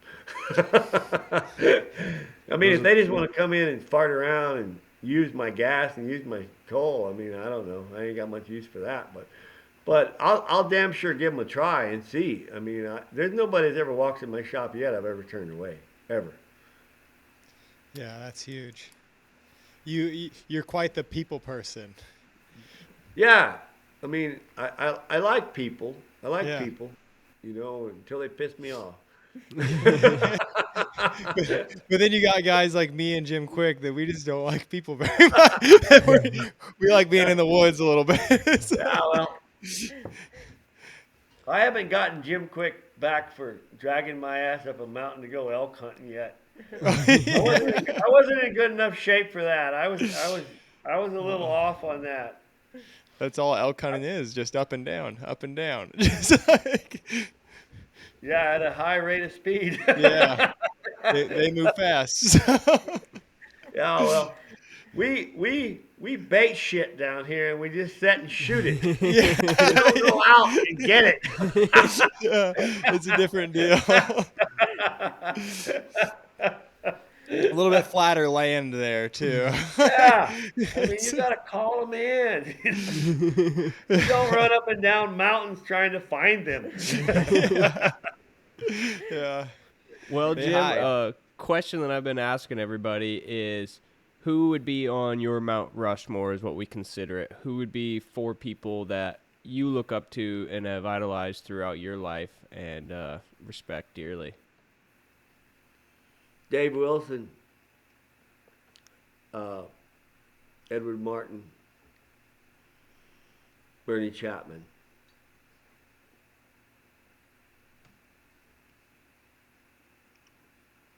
Fourth one, there's a whole lot of. I wonder how many of your viewers know those 3 people. By the way, you might look into that. I don't Yeah, know. I think Dave Wilson's pretty popular, and like Edward Martin too. I think Bernie Chapman's pretty popular just from the Heart Bar, and people are still talking about that. But I think the Dave Wilson and the Edward Martin one, like they might recognize the name, you know what I mean? But not Especially Edward Martin. Not a lot of people study into our History. very much. It's a pretty sad deal. Yeah, yeah, I don't know. Boy, that if you only give me 4 names, I mean, I don't know. My wife would probably have to be number 4, guys. That's a good choice. Good call. That's a good choice. Well, you said somebody I look up to, so yeah. It can be anybody. Oh, it's a good Be one. anybody important in your life. Well, that's, you know, I'd be living in a tent eating a hot dog every night. I'm in the same boat. I'm in the Yeah, same I was boat. gonna say, I'm about to that point. Yeah. And Kathleen, do you got a Mount Rushmore that we'd like to hear? Oh, I don't know. Come on, Kathleen, let's go. Yeah. She hates this kind of shit, by the way, guys. I was so happy that you agreed to do it with us. You are surprised, aren't you? I was surprised. I was very happy to. Hey, It's been great. I got hobbles on her. Yeah. She can't move. We don't need to know that, Jim. Oh, I don't know. Mine are. They don't have to be in the horseshoeing world. Well, I know, and they're not all. So, I guess my first one would be Alice Johnson.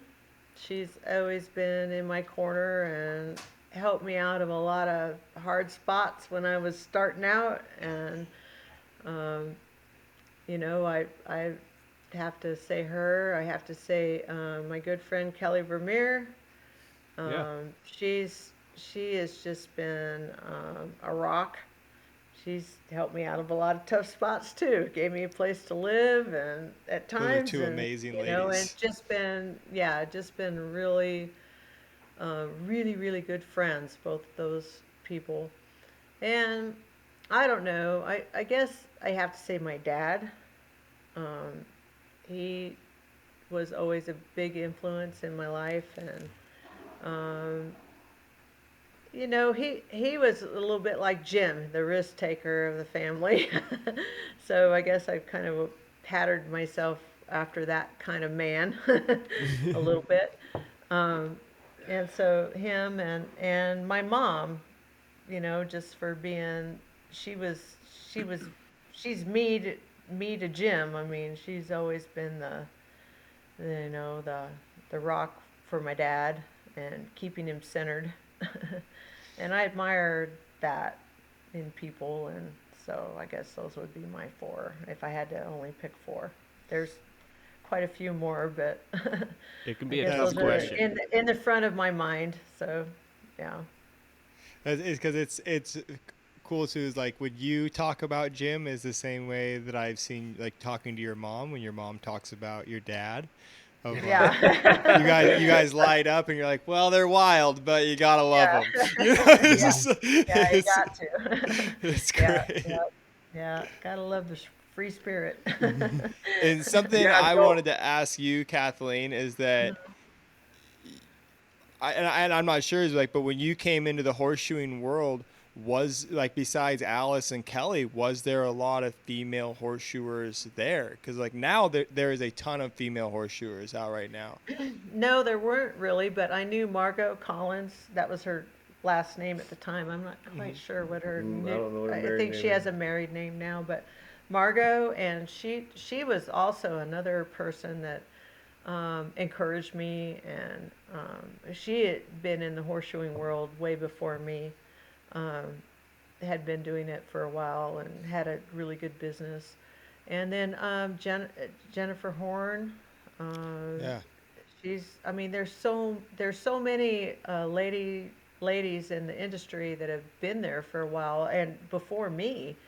I mean, so it's just hard to name everybody, but yeah, I mean, there were a few, and Margie Lee Gustafson, and Yeah. even Carrie Zest back then, and gosh, I'm gonna leave out people, which Did I you ever feel like you had like a little bit of a hard road for it, or that people were pretty no, accepting? I think I was very fortunate. Everybody was so helpful and really supportive. And matter of fact, Catherine Valencio, apprentice for Rusty Brown, and she's actually the one that found my little card at Norco Ranch Outfitters in Norco, and I had a trimming business, and she's the one that introduced me to Rusty, and Rusty's kind of the one that introduced me to all these other many people. Yeah, because That's Rusty awesome. was part of the Yeah, Western, yeah, farriers organization, yeah, Western so he States knew Farriers. a lot of farriers. Yeah, He knew somebody that needed help or not or yeah. whatever. Yeah, so actually, Catherine Venancio, she's the one that kind of got me jump started into the world of learning more. I mean, I didn't Nice. know any of that was out there, and um, uh, so anyway, she's another lady horseshoer that's been shoeing horses for a long time, and not many people know about her. So. Oh, that's cool though. Um, so I don't know. Yeah, there were quite a few women horseshoers back when I started, but not as many as probably now. But I don't um, know. I want to say something. So the group of women that she was around and the group of men that I was around when I first started going to contests and competition. organizations, they were self-made people. They already had businesses. Hmm. They already had Yep. That I don't know how else to say it other than they were self-made people. I was self-made man. I already got a business. I'm running it. I'm making a living.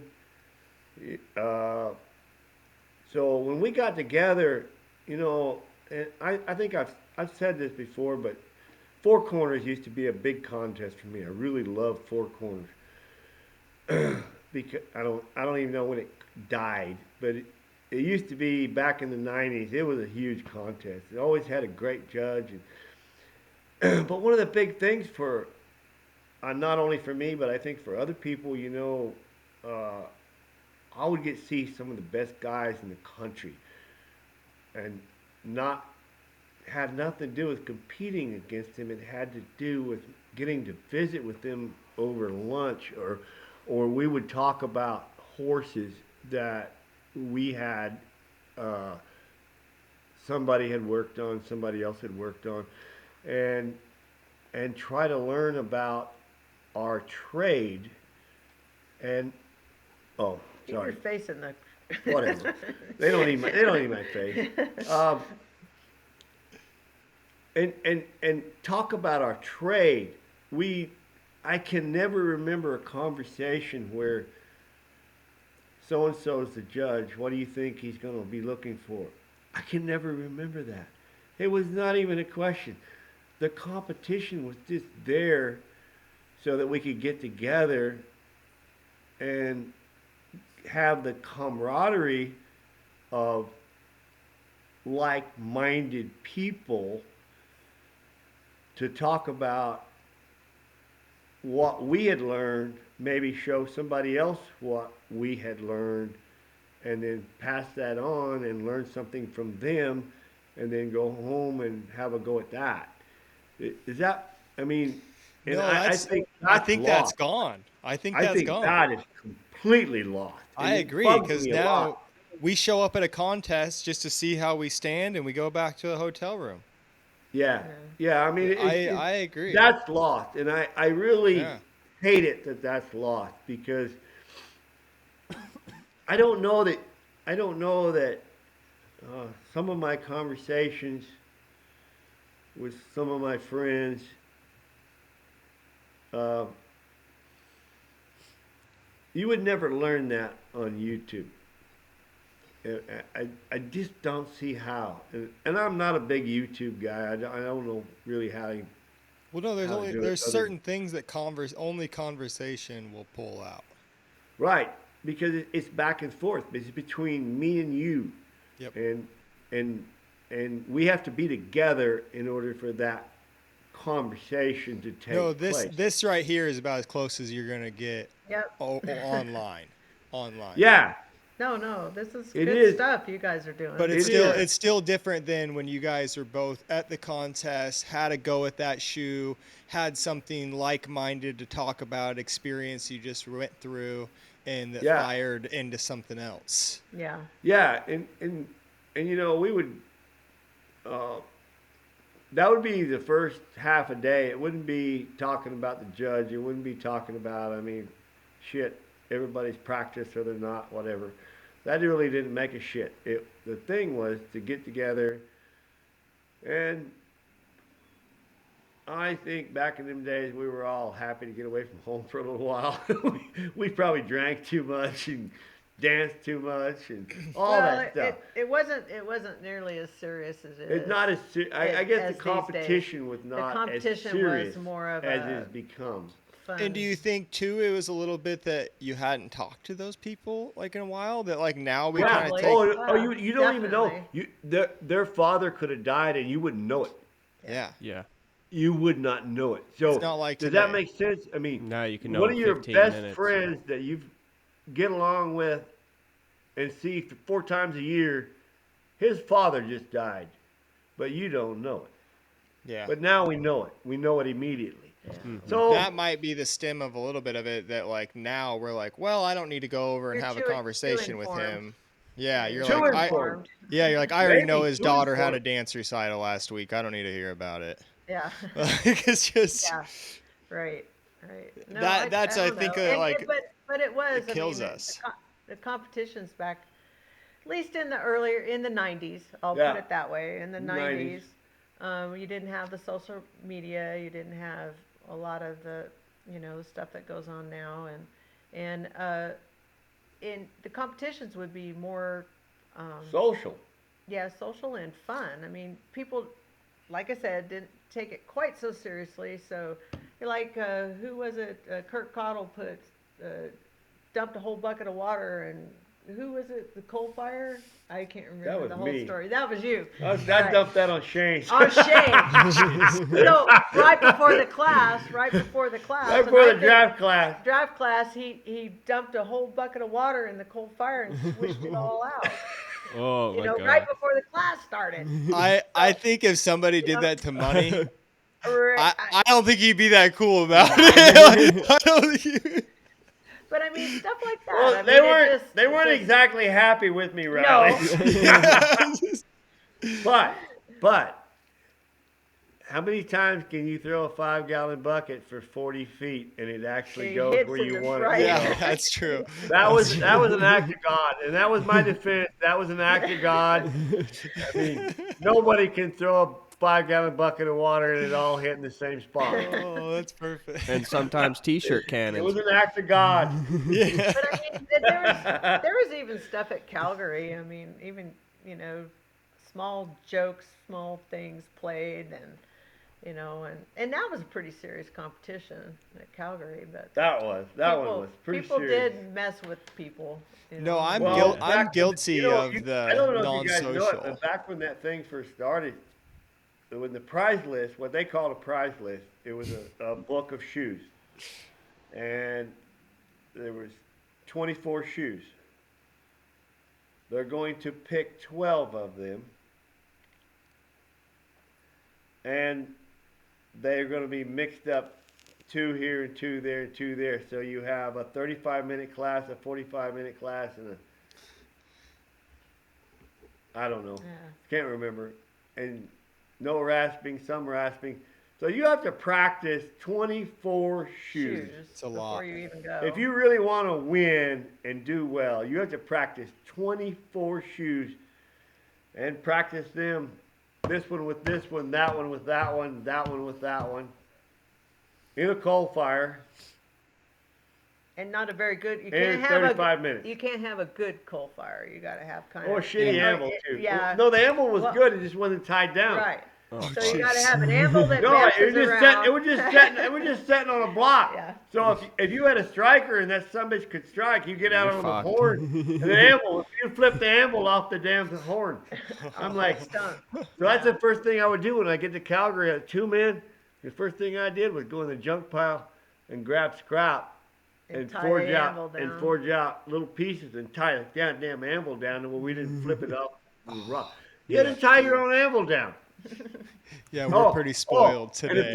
if the edges were too sharp, I'd take my hammer and beat the edges off of the anvil so I could have a rounded edge on the freaking anvil.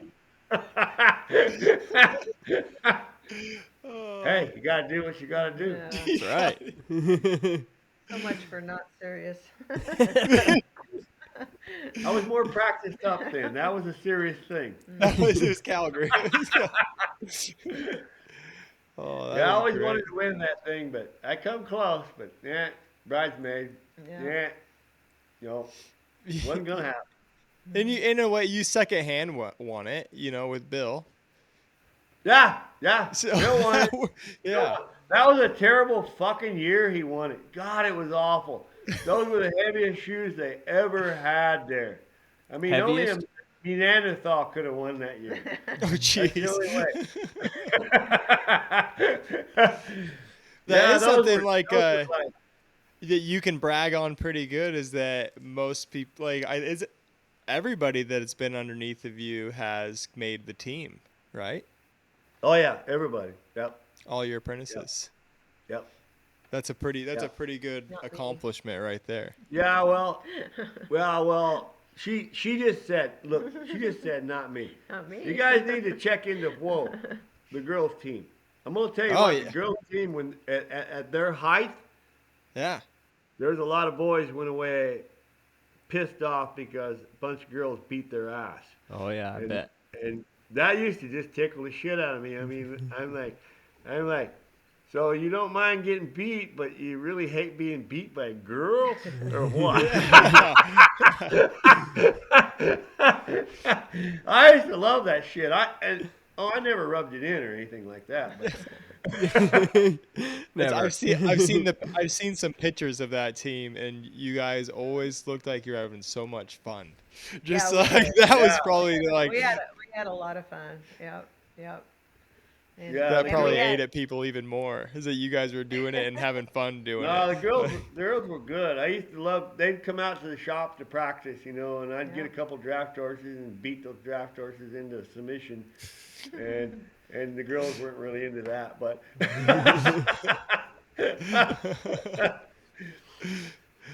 No, So that we'd was- have something to practice on. Yep. No, that was good. That girls team. I mean, it took me all over the world, really. I mean, France, Australia. They paid our way to Canada. We had sponsorship. Oh shit! that was- The girls Really? the girls today are really stupid for being lazy. See, these girls weren't lazy. Now they all competed on their own prior to. doing You the can't team. just you can't just wake up one morning and say I want to be on the girls team. Yeah. You have to fucking earn it. Gotta And earn Yeah. it. You gotta earn it, and all those girls earned it. They earned it. They could hold their own. Kathleen we and Alice. also- Kathleen and Alice won the tongue making in Australia. in Australia. Yeah. Wow. I'm not saying who taught them, but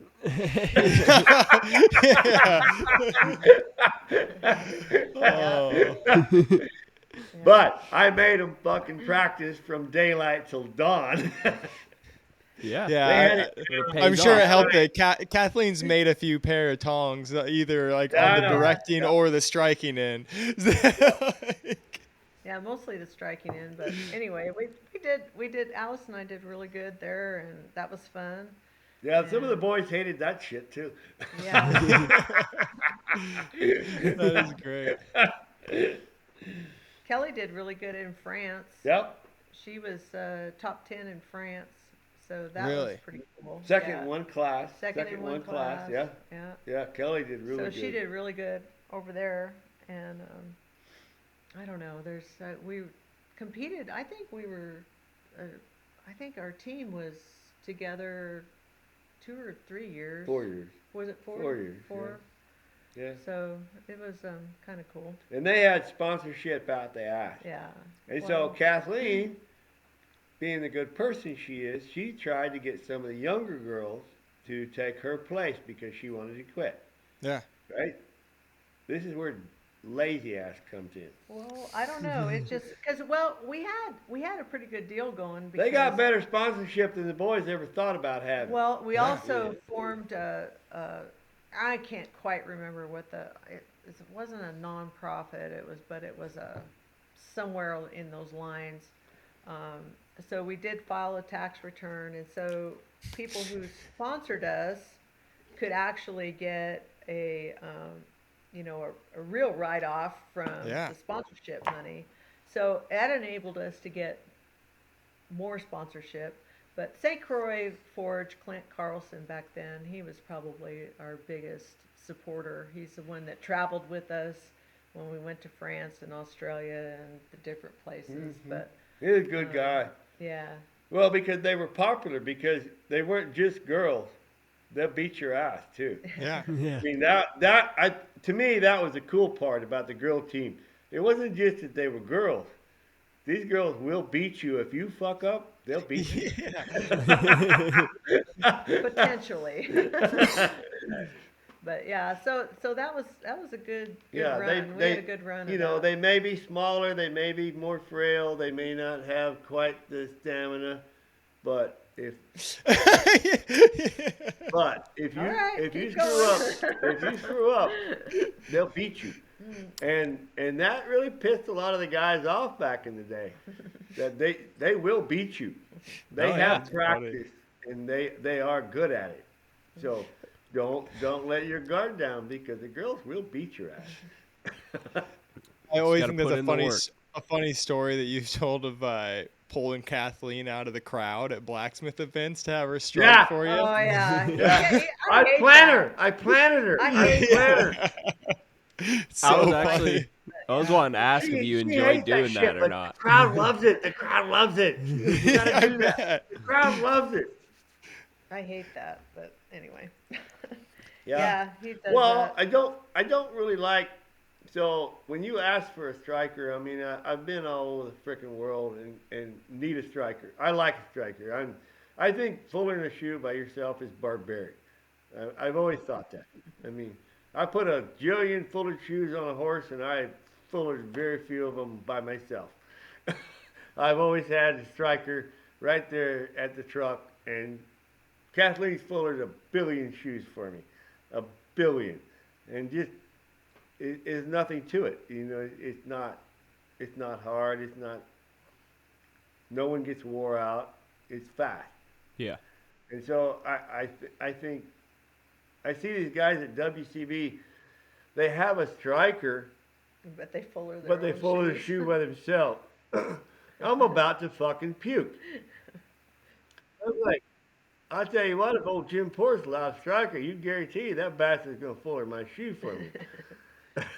I may lay my nail holes out if I don't trust him, but he's gonna fuller that shoe. I mean, Yeah. there's just no reason not to. I mean, to me, that's just non-trust or or not knowing how to run a striker. Or not knowing how to speak. Or not knowing how Yeah. to speak. Yeah, Kathleen's right. Not knowing how to speak. I mean, You're I'll so get. caught up in what, and as they're driving it deeper and deeper, and you're like speechless. I've taught so much striking. I get grandma out of the crowd and strike for me because I can talk to her. I can talk to her while she's hitting. I mean, I had an 18-year-old girl the other day. We forged out a pair of hammer tongs. I just talked to her, and if she missed, fine. Stepped forward and quietly talked to her. And before long, her and I are going. We're hammering away, fun as hell. Because all you have to do is be able to teach what you know And speak. and speak at the same time. Yeah. I mean, Yeah. we got. It's hard to speak well, up. when No, you're the it's one, when not. you're It's not concentrating. hard. If Well, you- when you're the leader and you're concentrating so hard and you're a little unsure, you know. So it if the tends leader to- is unsure, Sure. that's when it goes that's to when it shit goes right south. there. Yeah. The leader has to be sure of where we're Or going. like I think I have a pretty good idea where I'm going sometimes, but sometimes I think I'm too picky. Well, Where you I'm probably like, are. See, that's that I'm thinking a artistic million shit in things. your head that gets you all mixed up. yeah, or I'm like, I want every hammer blow to be Yeah. perfect. It's See, like, that's oh, that well, now I'm artistic telling them shit too that much. messes you up. See that bad hammer blow won't bother me at all. Well, he'll just Yeah. yank the whole project out from under you, right? So if it ain't going, if you ain't doing it right Yeah. or hitting right, he'll just yank the whole project out from under you. We need to Get talk it out of about the this way. for a minute. Yeah. yeah. Yeah. We I need to have a learned- conversation. I learned that early on. Boom. Dunk. Yeah. Yeah. Yeah. You can Let beat the animal animal take if you it. want, I don't care. Quit beating up my project. I learned that lesson with the power hammer. It's like you just get it away from the power hammer. Yeah. Well, power hammer will teach Have it you a quit lot of hitting stuff. it. It's taught me a lot of stuff, like what not to do and what not to do. A power hammer is an interesting object. I prefer a striker over a power hammer any day.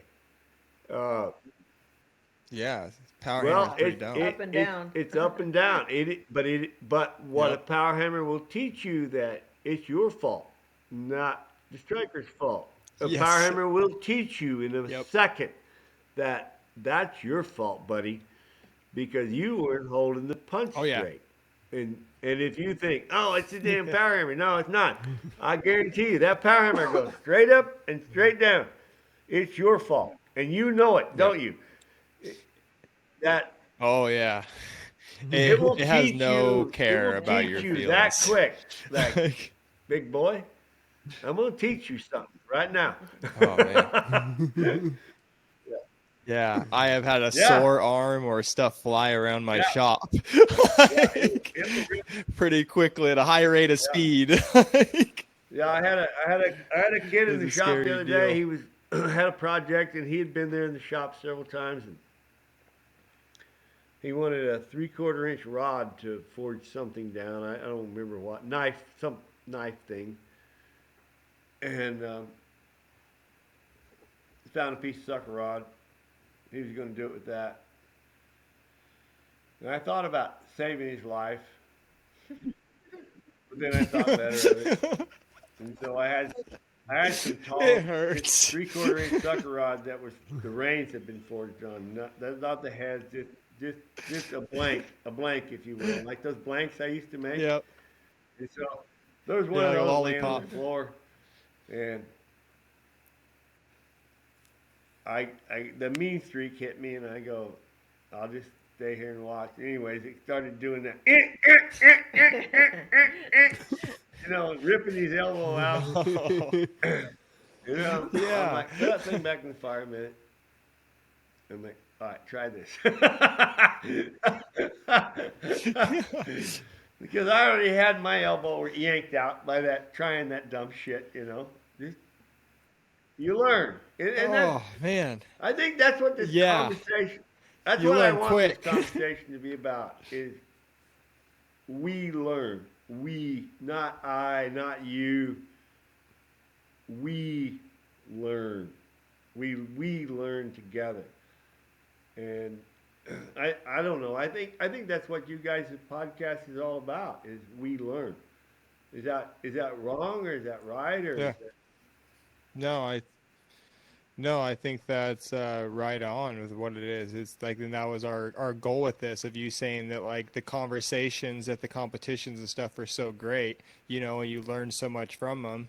That's our goal, is us get those conversations here so everybody can learn. So it's not limited to just the people that were there. The people can listen back to it and everything. Yeah, that is one of the big hopes with yeah, it. I mean it.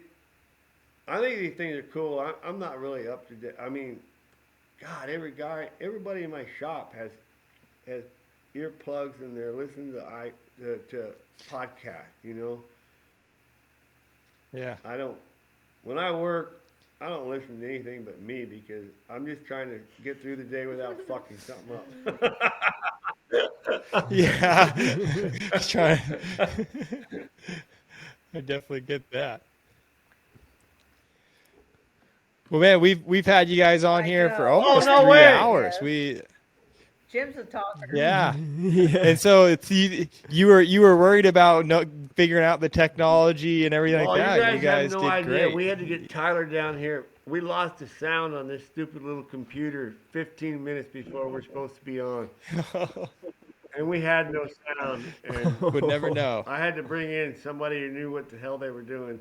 And then he couldn't fix it either. And by the time he stood up and he goes, I don't know, Dad. And it started talking. It had to down. He it had said, to he download. said, Perfect. we had to download the damn sound thing. So, ugh. Anyway, Well, we appreciate Yeah. Tyler helping well, out. thank you guys. No, thank Yep. you guys very much. Well, I don't know. I do know I love the horseshoeing industry. Always has, always will. Kathleen and I we pretty much, we that's how we grew up. Yeah. That's how we grew together. So, Yeah. I don't know. We've tried to help any way we can, I think. You guys have been huge for our whole trade. Yeah, thank you guys for everything you guys have done, and hope to get you guys on here again one day. I'm sure you'll think of something else to talk about. Some other good stories. Well, Yeah, thank sorry you it very went so much, long. guys. No, it's perfect. No, that's We appreciate it, and I'm sure our listeners right. will as well. Well, you guys have a good night. Okay, Thank you good guys. night. Have a You good one. too. Thank you.